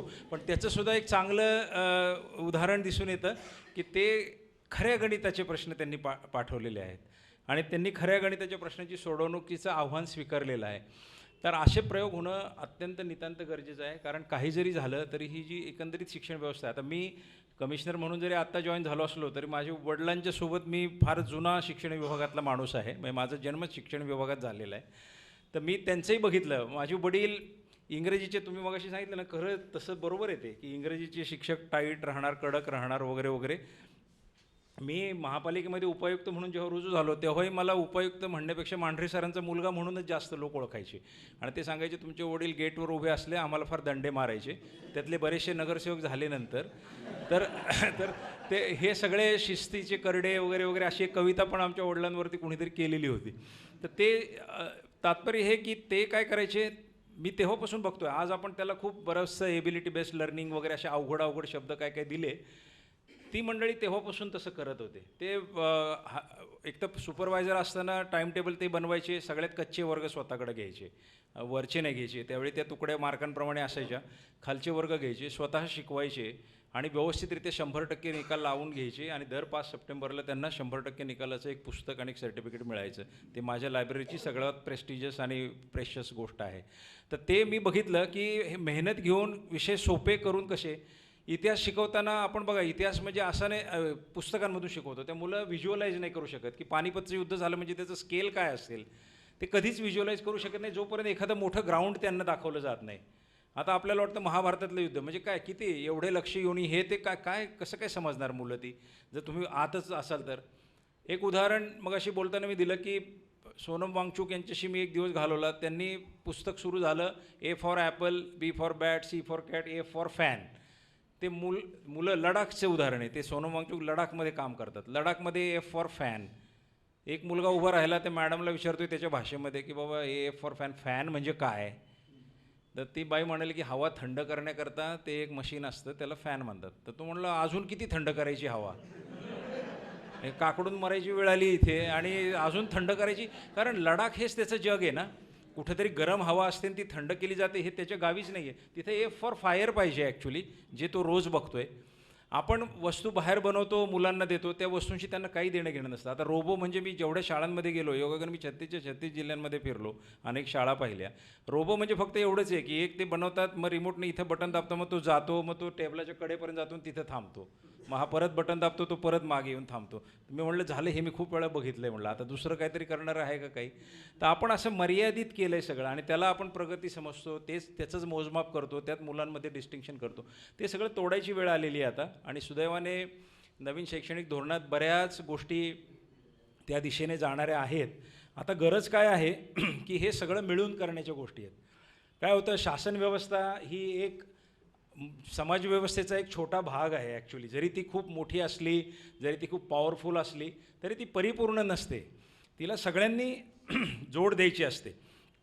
आजच्या शिक्षण व्यवस्थेचं आपण बघाल, मी अनेक त्याच्यावरचे लेख वाचले. मी MA एज्युकेशन करतो आता इग्नोमधनं. केवळ ते काही शब्द मला समजायला अवघड जातात जे तज्ज्ञ लोक बोलतात म्हणून, तर ते समजून घेण्याकरता मी बऱ्याच वेळेला प्रयत्न करतो आहे. मला हे दिसून आलं, त्यामध्ये काही वाचन पण मी त्याच्यावरती केलं की 5 पिलर्स त्याच्यामध्ये आहेत की शिक्षण व्यवस्था, शासन एक पिलर आहे, पालक हा पिलर आहे, संस्था हा पिलर आहे, ज्या शिक्षण संस्था आहेत त्या, NGOज हा एक मोठा पिलर आहे आणि कॉर्पोरेट सेक्टर हा पिलर आहे. हे 5ही पिलर ज्या वेळेला एकत्र येतील ना, तेव्हा ती व्यवस्था अतिशय योग्य प्रकारे चालेल. कारण ज्याच्याकडे जे बेस्ट आहे, शासन रेग्युलेशनमध्ये तज्ज्ञ आहे, हुशार आहे, रेग्युलेट कशा करायच्या गोष्टी शासनाला समजतं. एखादी गोष्ट महत्त्वाने कशी शिकवावी हे पालकांना समजतं. शासन, पालक, विद्यार्थी याचा मेळ कसा घालावा हे संस्थेला समजतं. NGOंकडे आयदर आयडियाज असतात, NGOजकडे आयदर अनुभव असतो, NGOजकडे एक निरपेक्ष भावनेने मदत करण्याची वृत्ती असते, कॉर्पोरेट्सकडे पैसे असतात. ह्या सगळ्या गोष्टी जेव्हा एकत्र येतील तेव्हा एक अतिशय चांगलं मिश्रण तयार होईल आणि त्यातनं ती व्यवस्था फार चांगल्या प्रकारे पुढे जाऊ शकते. म्हणून मला वाटतं की आता हा प्रयोग जो आहे आज गणिताच्या पुस्तकाचा, हा त्या दिशेने टाकलेलं एक पाऊल आहे की यांच्याकडे जे बेस्ट आहे ते त्यांनी पुस्तकाच्या रूपातनं आपल्यासमोर ठेवलं. हे केवळ गणितापुरता तर विषयच नाही. मी काही त्याच्यातले चॅप्टर्स वाचले, त्यांचं जीवन अनुभव किती समृद्ध आहे हे मला त्यातनं जाणवलं की केवळ गणित नाहीच आहे ते ॲक्च्युली ते बऱ्याच वेळेला त्यांनी आयुष्याबद्दल काही भाष्य केलं आहे, बऱ्याच वेळेला चांगले वेचे इकडून तिकडून घेतलेले आहेत, बऱ्याच वेळेला अतिशय चपखलपणाने काही एका वाक्यामध्ये तुम्हाला अर्थ समजेल अशा पद्धतीची मांडणी केलेली आहे. तर खूप चांगलं अनुभव देणारं आणि खूप चांगलं पुस्तक, अतिशय दर्जेदार पुस्तक निर्मिलं आहे. मी त्यांचं खूप मनापासून अभिनंदन करतो आणि ह्या पुस्तकाकरता ज्यांनी योगदान दिलं त्या सगळ्यांचंसुद्धा खूप अभिनंदन करतो.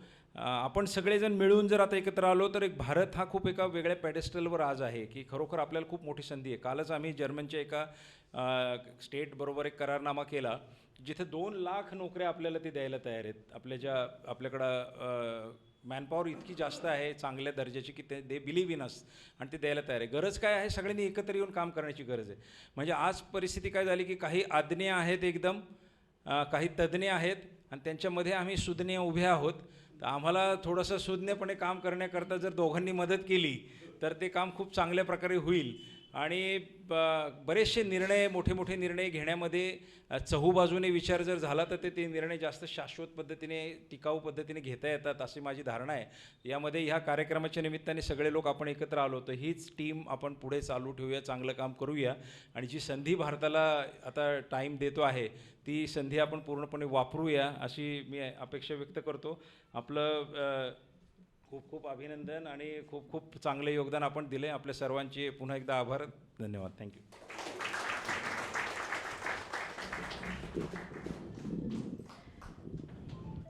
मनापासून धन्यवाद सर.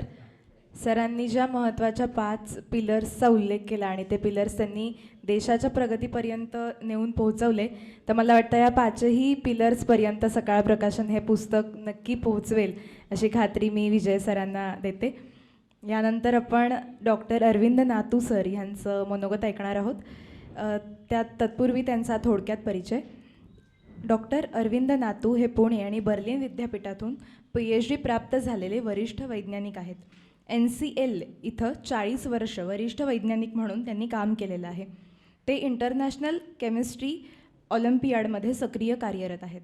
पुण्याच्या Indian institute of science education and research म्हणजेच ISER संस्थेची शून्यापासून उभारणी त्यांनी केलेली असून त्या संस्थेच्या स्थापनेपासून ते तिचे मानद फॅकल्टी मेंबर आहेत.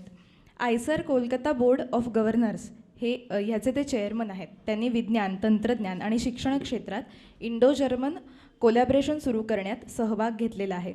जर्मन अध्यक्षांच्या हस्ते त्यांना क्रॉस ऑर्डर ऑफ मेरिट हा सर्वोच्च नागरी सन्मान देऊन त्यांचा गौरव करण्यात आलेला आहे. याशिवाय त्यांना अनेक पुरस्कार प्राप्त आहेत, अनेक सन्मान आहेत. त्यांची खूप मोठी यादी अर्थात आपण इथे वाचणार नाही आहोत. त्यांचे 100हून अधिक शोधनिबंधही प्रकाशित झालेले आहेत. तर असे अरविंद नातू सर आज आपल्यात उपस्थित आहेत, याचा आनंद व्यक्त करते आणि त्यांना मी त्यांचं मनोगत व्यक्त करण्याची विनंती करते.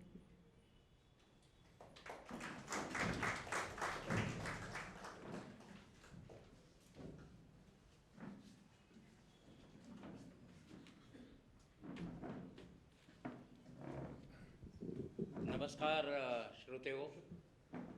व्यासपीठावरील जे दिग्गज मांदियाळी बसलेले शिक्षणतज्ज्ञ आणि शिक्षण अधिकारी यांची, त्याच्यापेक्षा ह्याच्यात मी अजिबात बसणारा नाही. मी शिक्षणतज्ज्ञ नाही, पण एक सामान्य वाचक किंवा संबंधित हे म्हणून मी आज या ठिकाणी आलेलो आहे. आणि ते माझ्या भाषणाच्या एकंदर कंटेंटवरून तुमच्या लक्षात ते येईलच. सन 1963 पायजमा आणि शर्ट घातलेला एक मनुष्य कॉलेजच्या दारात जातो. त्याला गणितात 90% मार्क मिळाले, 95% 10वीला मार्क मिळालेला असतो. त्यावेळी ती 11वी होती. तो जातो, पहिलाच तास गणिताचा असतो आणि गणिताचे शिक्षक येऊन डिटर्मिनंट, मॅट्रायसिस, फॉर्म्युटेशन, कॉम्बिनेशन असे जड जड शब्द वापरून त्या मुलाच्या मेंदूचा काला करून टाकतात. ते संपत नाहीच तोपर्यंत इंटिग्रेशन आणि कॅल्क्युलस नावाचे 2 आहिमही येऊन सापडतात. या सगळ्याच्या याच्यामध्ये मुलाला हे काय आणि कशा करता आहे हे कधीच कळलं. त्यामुळे त्या दिवसापासून गणित या विषयावरती त्याच्या मनात अप्रिती निर्माण झाली. उदाहरणार्थ इंटिग्रेशन आणि डिफरन्शिएशन कशाला करायचं त्याला कधीच कळलं नाही. तो ज्यावेळी MSc आणि PhD करायला लागला आणि ज्यावेळी थर्मोडायनॅमिक्समध्ये इंटिग्रेशन ओव्हर द एरिया वगैरे भाषा बोलायला लागला, त्यावेळी त्याच्या लक्षात आलं, अरे आपण 12वीत असताना जे शिकलो होतो त्याचा उपयोग आहे. तर याच्यावर नाही. आणि बाय द वे तो विद्यार्थी म्हणजे मी स्वतः, सांगायला काही हरकत नाही. तर त्या वेळपासून माझ्या मनात गणिताबद्दल ही जी सगळ्यांच्या मनात आता एक आढी बसलेली आहे आणि त्याची मेनली 2 कारणं आहेत असं माझं मत आहे. मी जरी शिक्षणतज्ज्ञ नसलो तरी एक म्हणजे जो आपला अभ्यासक्रम आहे, सरांनी सांगितलं, लॉर्ड मिकॉल आहे ना, 1835 मला वाटतं, हां, त्यावेळी त्यांनी जो आपल्याला धडा घालून दिलेला आहे त्याप्रमाणे त्याच्यानंतर आपण अभ्यासक्रमात कोणताही बदल केला नाही. अभ्यासक्रमात बदल याचा अर्थ 2 नंबरचा पॅराग्राफ 3 नंबरमध्ये आणि 3 मधला पहिला एवढाच फरक आहे. आणि त्याचा डागडुजी किंवा मॉडिफिकेशन ज्याला म्हणतात ते त्याच्यामुळे हे झालेलं आहे. तर या सगळ्या ह्याच्यामुळे काय झालं की गणितात आपल्याला भीती वाटून आपलं प्रचंड दुर्लक्ष झालं. मी एक उदाहरण सांगतो. माझ्याकडे IBMचे 6 ते 7 वर्षापूर्वी IBMचे अधिकारी आले आणि अल्गॉरिदम डेव्हलपमेंट करण्यासाठी आम्हाला PhD मॅथमॅटिक्स असलेले भारतातनं 100 लोक पाहिजेत अशी त्यांनी मागणी केली. दुर्दैवाने आम्ही सर्व ठिकाणी फिरून फक्त 42 लोक आम्हाला मिळू शकले. काही भयकारी परिस्थिती असावी. भारतात गणितात PhD देणाऱ्या किती संस्था आहेत? युनिव्हर्सिटी सोडून द्या, हाताच्या बोटावरती मोडण्या येणाऱ्या संस्था. ही का परिस्थिती अशी झाली? तर त्याची मला ही 2 कारणं वाटतात. एक अभ्यासक्रम हे, आणि दुसरी म्हणजे सरांनी सांगितलं तसं की शिक्षणशास्त्र किंवा कसं गणित शिकवायचं हे काही पूर्वीच्या मला ज्यांनी शिकवलं त्यांना ते पिढीजातच येत होतं, पण तसं बऱ्याच लोकांना येत नाही आणि त्याच्याकडे आपल्याकडे शिक्षणाचीही नाही. 12वीपर्यंत शिकवायला MSc BEd करावं लागतं, पण 13वीला शिकवायला त्याला शिक्षणशास्त्रातली कोणतीही माहिती नसली तरी चालू शकते. मग तो कसं काय शिकू शकेल? तर या 2 गोष्टीच्या ह्याच्यामुळे मला असं वाटतं की गणिताच्या ह्याच्यात आपली प्रगती फारशी झाली नाही, जरी आपल्याकडे भारतीय गणिताला प्रचंड मोठी परंपरा असली तरी. चीनमध्ये PhD होणाऱ्यांची संख्या मॅथमॅटिक्समध्ये आपल्यापेक्षा 27 ते 28 पट आहे. ही खरोखर कल्पना जी आहे ही खरोखरच भयाव आहे. आणि त्याचा उगम हा कुठंतरी 1963 सालच्या मुलाच्या डोक्यात जे विचार आले त्या विचारात आहे. सरांनी सांगितलं तर 2 गोष्टी याच्यावरती माझ्या लक्षात येतात की सध्याच्या शिक्षण पद्धती आणि ते गणिताच्याबद्दलही लागू आहे. क्लासरूम लॅब इतक्यावरच ते मिळायचं तिथे, पण त्या खिडकीच्या बाहेर जे जीवन आहे, प्रत्यक्ष लाईफ आहे, त्याच्याच आणि याच्याशी कनेक्ट कुठंच आपल्याला मिळत नाही. आणि जे लोक तो कनेक्ट करून दाखवतात त्याला म्हणतात तुम्ही सब्जेक्ट डायल्यूट करता. तर हा जीवनाविषयक जो कनेक्ट आहे तो कनेक्ट आता जवळजवळ जात होता. सुदैवाने मला ज्यावेळी या पुस्तकात बोटीतला प्रवास, फ्रूट सॅलड, बालदी वगैरे हे ज्यावेळी परिचित शब्द आढळले त्यावेळेला मला वाटलं ओके ठीक आहे, आपल्या परिचयाचे शब्द आहेत, त्यामुळे गणिताच्या ह्याच्यात आपल्याला प्रवेश थोडासा सुकर होईल. तर या 2 गोष्टीवरती आपल्याला विचार करणं भाग. त्याच्याशिवाय गणिताच्या स्वरूपातला जो गेल्या 25 वर्षातला बदल आहे, 25 वर्ष असं मी म्हणतो कारण वय झाल्यामुळे सर्वसाधारण कुठलीही गोष्ट 20 वर्षापूर्वी 25 असं मला म्हणायचा अधिकार नाही, खरं म्हणजे तसं नाही. 2 त्याच्यात हे झालेले. एक, आता गणिताची प्रयोगशाळा ही कल्पना आता रुजू झालेली.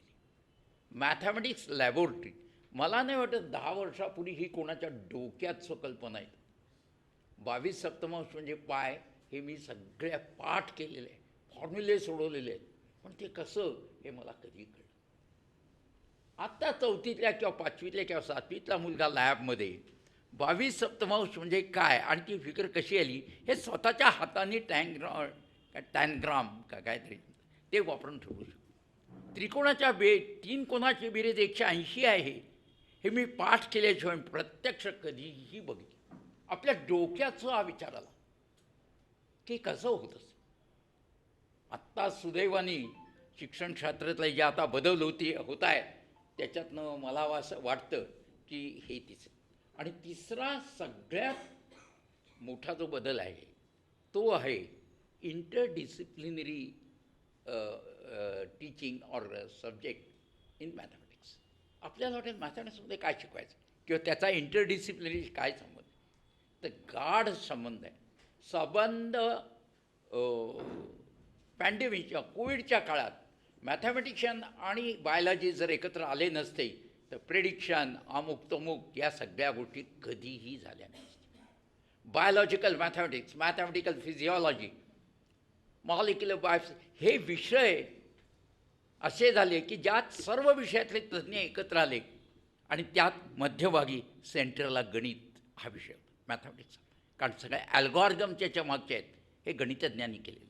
दुर्दैवाने गणितज्ञांना किंवा गणिताच्या प्राध्यापकांना किंवा यांना ते श्रेय कधीच मिळालं. ते प्रॅक्टिकली सर्व मेडिकल इंजिनिअरिंग ECG मशीनपासून ज्याच्यात फिजिक्स, केमिस्ट्री आणि बायोलॉजी याचा जयकार केला जातो, पण ECG मशीनच्या डेव्हलपमेंटमध्ये ओरिजिनल जी आयडिया आहे की आपल्या शरीरातल्या घटकांचा इलेक्ट्रिसिटीमध्ये रूपांतर बाहेर करू शकतं हा अल्गॉरिदम मॅथमॅटिशियननी मांडला.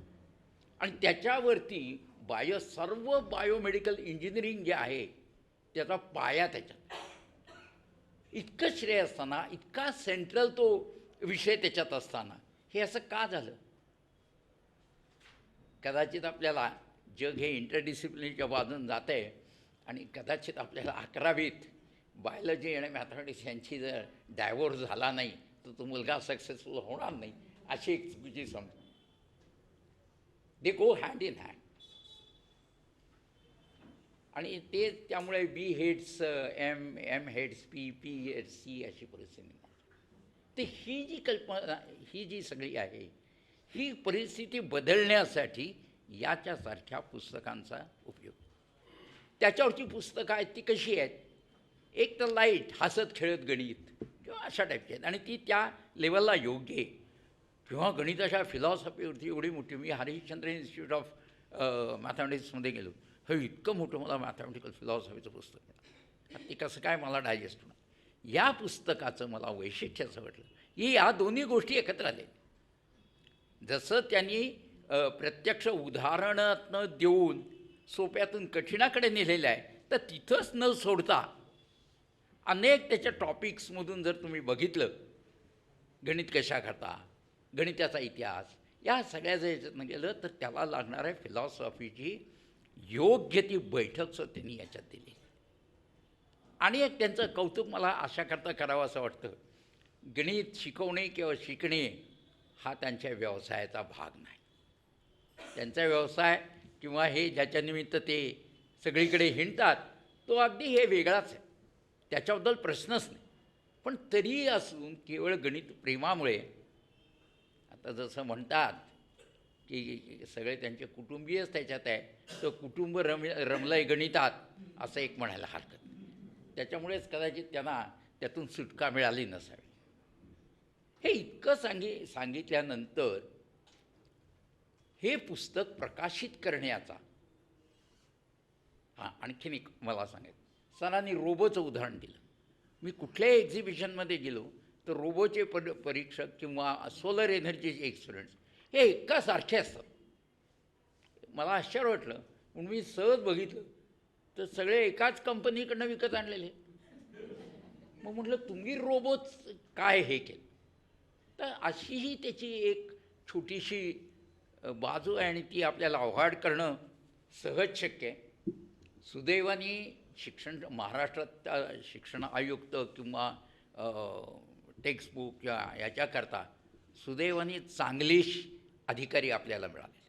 आणि मला असं वाटतं की चांगले अधिकारी, त्यांनी सांगितलं तसं चांगले शिक्षक, चांगले पालक आणि चांगले विद्यार्थी हे जर एकत्र आले तर मला असं वाटतं की ही जी गणिताबद्दलची भीती आहे ती थोडी तरी आपल्या ह्याच्यातून कमी होईल. आणि हे पुस्तक प्रसिद्ध करायला हा थोडासा योगायोग किंवा चांगली गोष्ट अशी आहे, जसं परत मांढरे सरांनी सांगितलं असं 1835 सालापासून जो आपण अभ्यासक्रम आहे तो पहिल्याच क्रांतिकारी बदल करून न्यू एज्युकेशन पॉलिसीमध्ये त्याचा अंतर्भाव केलेला आहे, ज्याच्यात प्रत्येक गोष्टीत गणिताच्या याच्यामध्ये सुद्धा यातल्या अनेक गोष्टींचा अंतर्भाव आहे. आणि मला असं वाटतं की त्याच्यामुळे हा एक विलक्षण योगायोग समजावा. आणि न्यू एज्युकेशन पॉलिसीमध्ये गणित विषयाची जी अध्यापन पद्धती आहे ती ह्याला त्याच्याच हे करताना याचा अंतर्भाव होऊ शकेल अशी एक माझ्या डोक्यात कल्पना आहे. सर दुसरं आणखीन एक उदाहरण सांगितलं, प्रोफेसर हार्डिंगचं कोणी उदाहरण दिलं? हां, प्रोफेसर हार्डिंगच्याकडे रामानुजन गेले होते आणि त्यांनी जी माहिती सांगितली त्याच्यावरून मी आणखीन एक तुम्हाला सांगतो. रामानुजनची स्पीड आणि त्यांचा तो गणित सोडवण्याचा वेग पाहून ते म्हणले की here comes the black Bradman of Indian mathematics. कारण त्यावेळी इंग्लंडमध्ये ब्रॅडमॅन वगैरे हे सगळ्यांची चलती होती. तो म्हणला here is a black Bradman which cannot be compared, who will score much more runs at a faster speed. त्यावेळी T20 नाव सहन होतं, त्यावेळी त्यांनी सांगितलं की आम्ही ह्यांना दिलं ते दुसऱ्या दिवशी संपून टाकतात. तर अशा रीतीने मला असं वाटतंय की श्रोत्रींनी जो आपल्याला टायटल वेगळी, त्याला मी पुस्तकाच्या टायटलपासूनच व्यवस्थित सुरुवात केली आहे की आहे सुगम तरी म्हटल्यानंतर आपल्या डोक्यात आहे मनोहर तरीच येतं आणि ते बरोबर त्या लाईनचं पुस्तक असावं. त्यामुळे हे एक आहे, त्यांचे शीर्षकं अतिशय योग्य आहेत. नुसते शीर्षकं नाहीत तर त्याला लागणारा कंटेंट तो त्या प्रकरणात आहे, तर तोही चांगला आहे. असं एक परिपूर्ण पुस्तक न्यू एज्युकेशन पॉलिसीच्या मुहूर्तावरती त्यांनी प्रसिद्ध केलेलं आहे आणि त्याच्याकरता मी त्यांना शुभेच्छा देतो. आणि या पुस्तकाला वैश्विक व्हॅल्यू आहे, ज्याला ग्लोबल व्हॅल्यू म्हणतात, तेव्हा त्यांनी ते इंग्रजीमध्ये प्रसिद्ध करावं अशी माझी इच्छा आहे. यातले कदाचित त्यातले काही रेफरन्सेस काढून टाकून, by the way me reference टाकलेलं पहिल्यांदा साधं पुस्तक पाहिलं, ते संदर्भ ग्रंथ म्हणून वापरते, नाहीतर काही अजिबात पुस्तकात रेफरन्सेस नसतात. तर अशा परिपूर्ण गुणांनी आज त्यांनी हे पुस्तक आणलेलं आहे. तर I am very happy about it. आणि मी त्यांना सुयश चिंतितो आणि त्यांच्या इंग्लिश मिडियमच्या पुस्तकाची वाट पाहतो. अगदी शेवटचा एक स्वरूप आहे. इथं मगापासून व्हॅलेंटाईन डेचा 2-3दा उल्लेख झाला. व्हॅलेंटाईन डेचा आणि गणिताचा काही संबंध नाही. तो माझा विषय जो केमिस्ट्री आहे त्याच्याशी आहे. आपण जोडता जर दोघांचं मग एकत्र जमलं तर आपण कधीही म्हणत नाही त्यांची जॉग्राफी जमली, त्यांचं फिजिक्स जमलं, पण म्हणतो त्यांची केमिस्ट्री जमली. तेव्हा please don't hijack at least Valentine Day from the chemist to the, this is on the lighter side, but he has done very good work and I am very happy about it and I wish him all the best and expect more and more from you. Thank you very much.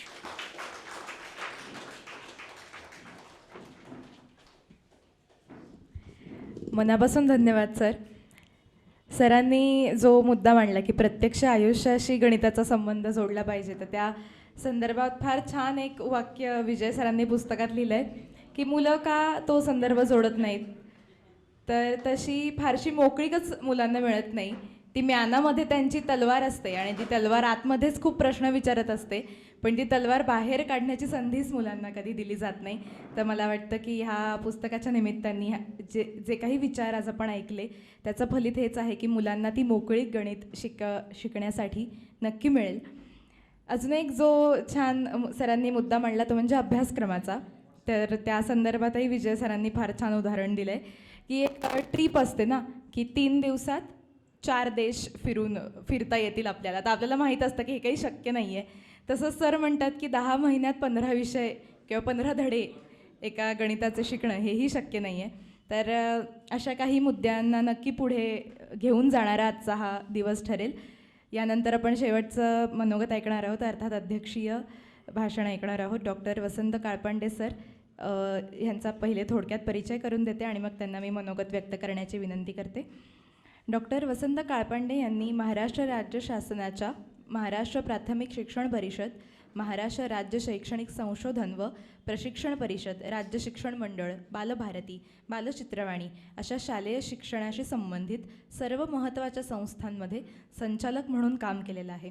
आपल्या 35 वर्षांच्या कारकिर्दीत राज्य शासनाच्या अनेक महत्त्वाकांक्षी योजनांच्या आखणीत आणि यशस्वी अंमलबजावणीमध्ये त्यांनी महत्त्वाची भूमिका बजावली आहे. केंद्र सरकारच्या दिल्ली येथील राष्ट्रीय शैक्षणिक प्रशासन आणि नियोजन संस्थेतही त्यांनी काही काळ काम केलं. सेवानिवृत्तीनंतर ते शिक्षण क्षेत्रात कार्य करणाऱ्या संस्थांना आणि व्यक्तींना मार्गदर्शन करतात. केवळ शालेय शिक्षणावरील चर्चेसाठी त्यांनी सुरू केलेल्या व्हॉट्सअप आणि फेसबुक ग्रुपचे 20,000पेक्षा जास्त सदस्य आहेत. शालेय शिक्षण या विषयावर त्यांचे अनेक संशोधनपर लेख प्रसिद्ध असून वृत्तपत्रांमधून, नियतकालिकांमधून सातत्यानं ते अभ्यासपूर्ण आणि परखड असं लेखन करतात. त्यांच्या शालेय प्रशासन आणि मानवी संबंध या पुस्तकाला 1992 सालचा महाराष्ट्र शासनाचा उत्कृष्ट वाङ्मय निर्मितीचा पुरस्कार लाभलेला आहे. सध्या ते यशवंतराव चव्हाण प्रतिष्ठानच्या शिक्षण विकास मंचाचे संयोजक म्हणून काम पाहतात. तर मी वसंत काळपांडे सरांना अशी विनंती करते की त्यांनी त्यांचं मनोगत व्यक्त करावं.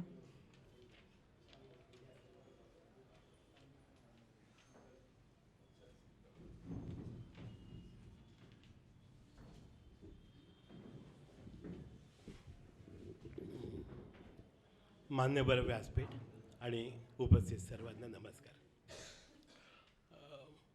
श्रोत्रिय सरांनी अतिशय आगळंवेगळं पुस्तक प्रकाशित केलं. मला आधीच प्रत दिली असल्यामुळे माझं सगळं वाचून झालेलं आहे. त्यांनी सांगितलं तसं प्रश्न पडायला पाहिजेत. मला काही प्रश्न जे पडले त्यापैकी पहिले 2च प्रश्न मी इथे आता उपस्थित करतो. पहिला उपस्थित करतो म्हणजे पहिला आता फार मनावर घेऊ नका, म्हणजे कार्यक्रम आपला वेळेत सुरू झाला अगदी, त्याला काही वेळ पण आणि सगळ्यांना जो काही ठरवून दिलेला वेळ कोणी जास्त बोललं का तर नाही, पण तरीसुद्धा जो अंदाज होता त्याच्यापेक्षा बराच पुढे गेलेला आहे आत्ताच. तर हे नक्की ही मिनटं गेली कुठे, हे गणित हा एक गणिताचा प्रश्न आहे. आता दुसरा प्रश्न श्रोत्री सरांनी आधीचे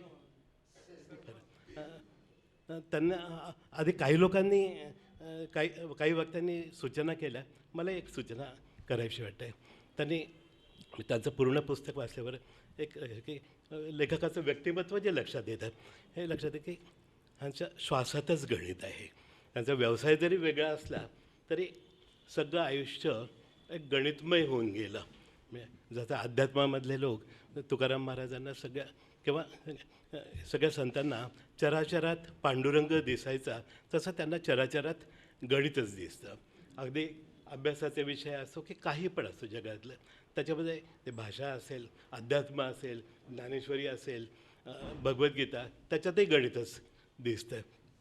आणि हे सगळं असं एक लक्षात येतं की ते अतिशय चांगले शिक्षक आहेत. विद्यार्थ्यांना खूप सोपं करून सांगतात.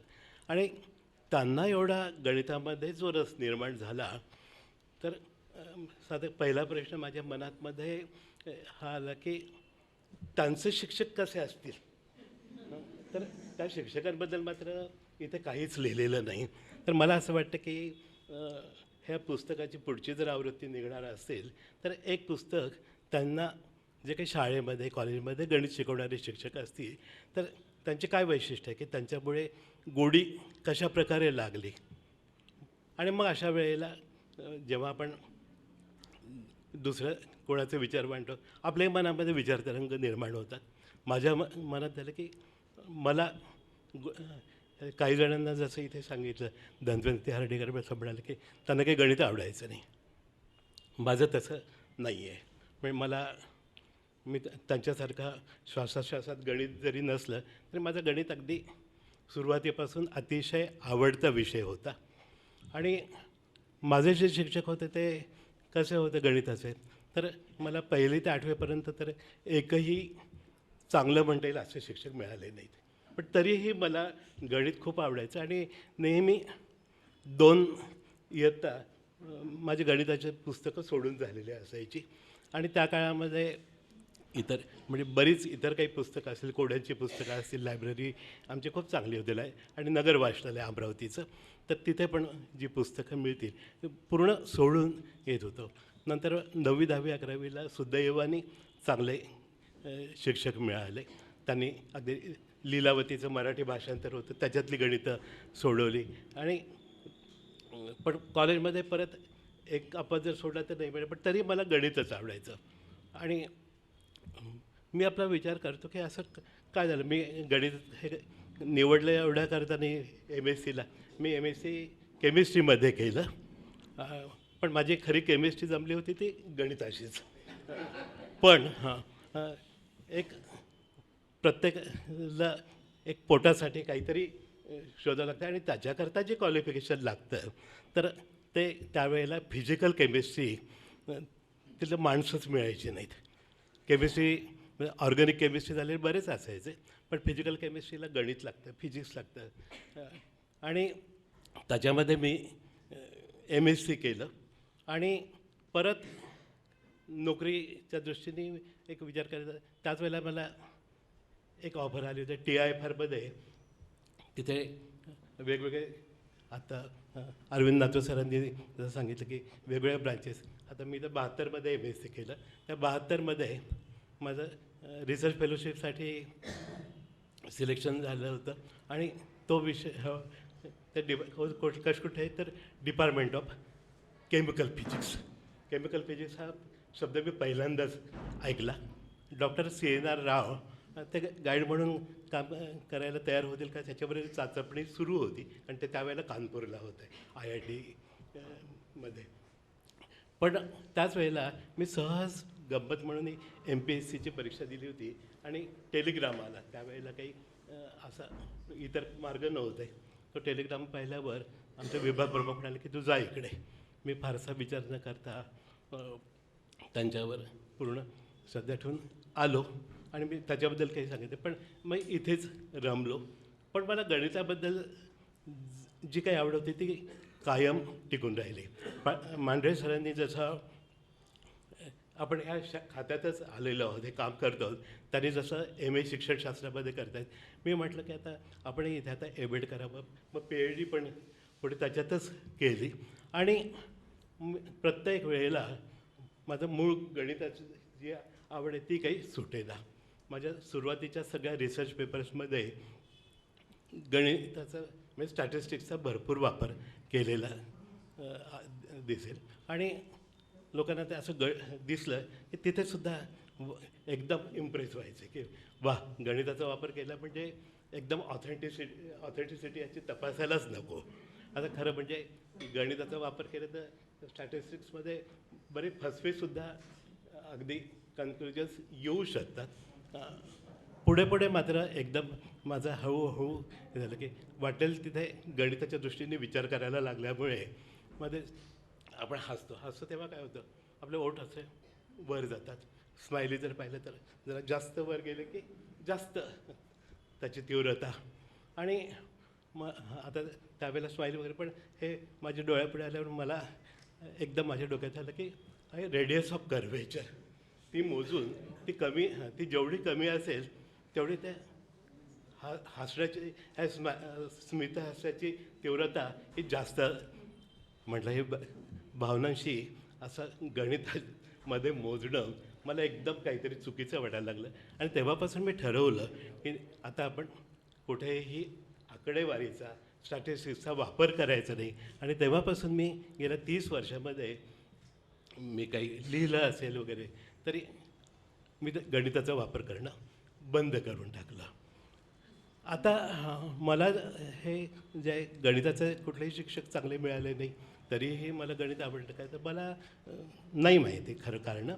पण एक कदाचित कारण असेल की एक कायम सगळ्या गोष्टींबद्दल मला एक कुतूहल असतं. म्हणजे माझं वर्णनच करायचं असेल, मी जसं त्यांचं सांगितलं गणित हा त्यांचा श्वास आहे, तर मी असा कुतूहल शरण वृत्तीचा माणूस आहे. हे प्रत्येक गोष्टीबद्दल मला कुतूहल असतं. खाद्यपदार्थ असेल तो कसा बनवला, त्याच्यात काय असेल. आणि या कुतूहल शरण वृत्तीमुळे कुठे पाहिलं तर निरीक्षण करणं, वाचणं, कुठे लोकांशी बोलणं, ऐकणं. वाचण्याच्या बाबतीत तर अगदी हे एक आमच्या डिपार्टमेंटचे एक अधिकारी होते, त्यांच्या खोलीत एक श्रेडर मशीन होतं. कागद टाकले की बाहेर भुगाहूनच बाहेर पडायचं. तर म्हटलं हे श्रेडर मशीन कशा करता ठेवलं ह्या तर डस्टबिनमध्ये कागद फाडूनही टाकले ते. नाही त्याच्यामध्ये ते बाबुराव अर्नाळकरांच्या कादंबऱ्या वाचल्या असतील त्यांनी लहानपणी. म्हणजे माझ्या पिढीचे जे लोक असतील त्यांनी वाचले असतील ना बाबुराव अर्नाळकर बहुतेकांनी. तर धनंजय सारखं कोणीतरी त्यांना दिसत असेल की ते कागद जर जोडले तर त्यांना ते वाचता येईल. ऑफिशियल डॉक्युमेंट असं वाचता नको यायला म्हटलं. तर मी माझ्या मेंदूत ते वाचण्याच्या बाबतीत कदाचित श्रेडरच एक बसवला असेल की काही मला काही म्हणजे काही लहानपणी अगदी आमच्या वेळेला म्हणजे नोटिसा वेगवेगळ्या असायच्या, सोडचिठ्ठ्या पण असायच्या. सोडचिठ्ठ्या प्रकार आता बंद झाला कधीचंच, पण मला ते पण चालायचं. बाबुराव अर्नाळकर पण झाले, गणित असो, आता राज्यशास्त्र असो, काही पण असो. मला बरेच लोक म्हणतात की किंवा भाषा जी आहे जेवढ्या कथा कादंबऱ्या असं तेवढंच व्याकरणाचंही मला वाचायला आवडतं. आणि मला असं वाटतं की त्या कुतूहल जर असेल तर त्याच्यात ही गणिताची आवड जी आहे ती गणिताची किंवा कोणत्याही विषयाची, त्याला कुठलाच आपण नाही. आणि गणिताला काही वेगळं नाव द्यायचं काही कारण नाही. त्यांनी जसं सांगितलं की 40-50 वर्षापूर्वी मुलांना गणित आवडायचं नाही, लोकांना गणित आवडायचं नाही. सगळ्यात आवडता विषय तो आहे. आजही तीच परिस्थिती आहे. भारतामध्ये गणित आवडत नाही, पण याचा अर्थ ऑस्ट्रेलियामध्ये गणित आवडतं का नाही, इंग्लंडमध्ये आवडतं का नाही, अमेरिकेत आवडतं का नाही. किंवा जे देश गणितामध्ये अतिशय चांगले म्हणून समजले जातात, पूर्वेकडचे पूर्व आशियातले जे देश आहेत, सिंगापूर आहे, जपान आहे, दक्षिण कोरिया आहे, हे गणितामध्ये खूप पिसा वगैरेमध्ये चांगला स्कोर असतो त्यांचा. इकडे फिनलंड एक आहे आणि एक कॅनडामधला ऑन्टेरिओ स्टेट. तिथे पण विचारलं तर गणित आवडत नाही. काही मुलांना आवडतात, पण त्यांना पुढे जायला काहीतरी प्रोत्साहन मिळत असेल म्हणून ते पुढे जातात. तर अशा म्हणजे मला वाटतं 2 स्तरांवर कार्यक्रम गणिताचं खरं घ्यायला पाहिजे की ज्यांना आवडत नाही ते आवडत नाही, सगळ्याच गोष्टी आवडायला पाहिजे असंही नाही. उद्या मी जर म्हटलं की असतं की आज संगीतामध्ये आपण काहीतरी करू तर थोडंफार मला आलं असतं, पण मी काही गायक होऊ शकलो असतो का, तर मुळीच नाही. चित्रकला मला खूप आवडायची, पण माझ्या लक्षात आलं की मी फार झालं तर हुबेहूब चित्र काढू शकतो, पण जी क्रिएटिव्हिटी असते ती माझ्यामध्ये नाही आहे. आता ह्या गोष्टी ज्या आहेत, काही गोष्टी उपजत असतात आणि काही गोष्टी तुम्ही प्रयत्नांनी मिळवू शकतात. तर प्रयत्नांनी जे कच्च्या मुलांसाठी तुम्ही नक्कीच एका लेव्हलपर्यंत आणू शकता, पण बुद्धिमान मुलांसाठी सुद्धा खूप काहीतरी वेगळं करता येण्यासारखं आहे. तर ह्या त्यांच्याकडे सुद्धा लक्ष देण्याची खूप गरज आहे. मांढरे सरांनी सांगितलं की आता जे काही हे करायचं आहे, शिक्षणाच्या माध्यमातून पुढे जाऊ शकतो आपण एज्युकेशन पॉलिसीच्या संदर्भामध्ये. तर या बुद्धिमान मुलांसाठी सुद्धा या नवीन शैक्षणिक धोरणामध्ये जे काही कार्यक्रम सुचवलेले आहेत, आपण आपल्या गरजेप्रमाणे आणखी नवीन बऱ्याच गोष्टी घेऊ शकू. तर त्या दृष्टीने सुद्धा प्रयत्न करावेत. मला दिलेले कदाचित मी गणित चुकवलं असेल तर का माहीत नाही, 15 मिनटं दिली होती ती नक्कीच संपलेली आहेत. तर मला इथे बोलावलं त्याच्याबद्दल विजय श्रोते यांचे मनापासून आभार, आपल्या सर्वांचे मनापासून आभार. धन्यवाद. मनापासून धन्यवाद सर. आपण अगदी शेवटाकडे आलेलो आहोत, तर शेवटी मी इतकंच म्हणेन की गणित हा माझा सगळ्यात आवडीचा विषय आहे. गणिताचे शिक्षक मला मनापासून आवडतात आणि मला गणितात करिअर करायचं आहे. ही 3 वाक्य आपल्याला पुढच्या काही वर्षात नक्कीच विद्यार्थ्यांच्या तोंडून ऐकायला मिळोत. हेच मला वाटतं ह्या दिवसाचं, ह्या पुस्तकाचं फलित असेल असं म्हणते आणि उपस्थित सगळ्यांचे मनापासून आभार मानते. कळत नकळत ह्या पुस्तक निर्मितीला ज्यांचा ज्यांचा हातभार लागला त्या सगळ्यांचेही मनापासून आभार. सकाळ प्रकाशन आणि विजय सर या दोघांच्याही वतीनं आमंत्रण स्वीकारून तुम्ही सगळे इथे उपस्थित राहिलात. पुन्हा एकदा मनपूर्वक धन्यवाद. कार्यक्रम संपला असं मी जाहीर करते. धन्यवाद. पिक्चर अभी बाकी है. यांचा आणि माझा संबंध या पुस्तकानिमित्त आला आणि खूप त्यांच्याबरोबर चर्चा करताना मजा आली. त्यांनी त्यांना किती वेळा फोन केले तरी जर तुम्ही बघितलं तर त्यांच्या इनबॉक्समध्ये कायम माझेच रिक्वेस्ट असायची, हे झालं का, ते झालं का, हे असं करा, हे पान तिकडे टाका. पण त्यांनी ते सगळं आनंदाने केलं आणि ही सारद मस्कूरची टीम खरोखरच म्हणजे आहे. हे कॅप्टन कुल त्यांना मार्गदर्शन करतात आणि ह्या कार्यक्रमाचं फार उत्कृष्ट हार गुंफला त्याने वेगवेगळ्या विषयांचा. तर त्याबद्दल मी त्यांचं खरंच मनापासून कौतुक करतो आणि त्यांना इथे बोलवण्याचा निर्णय योग्य होता हे आता मला कळतं आहे. आणि तर मी त्यांचा आमच्या दोघांतर्फे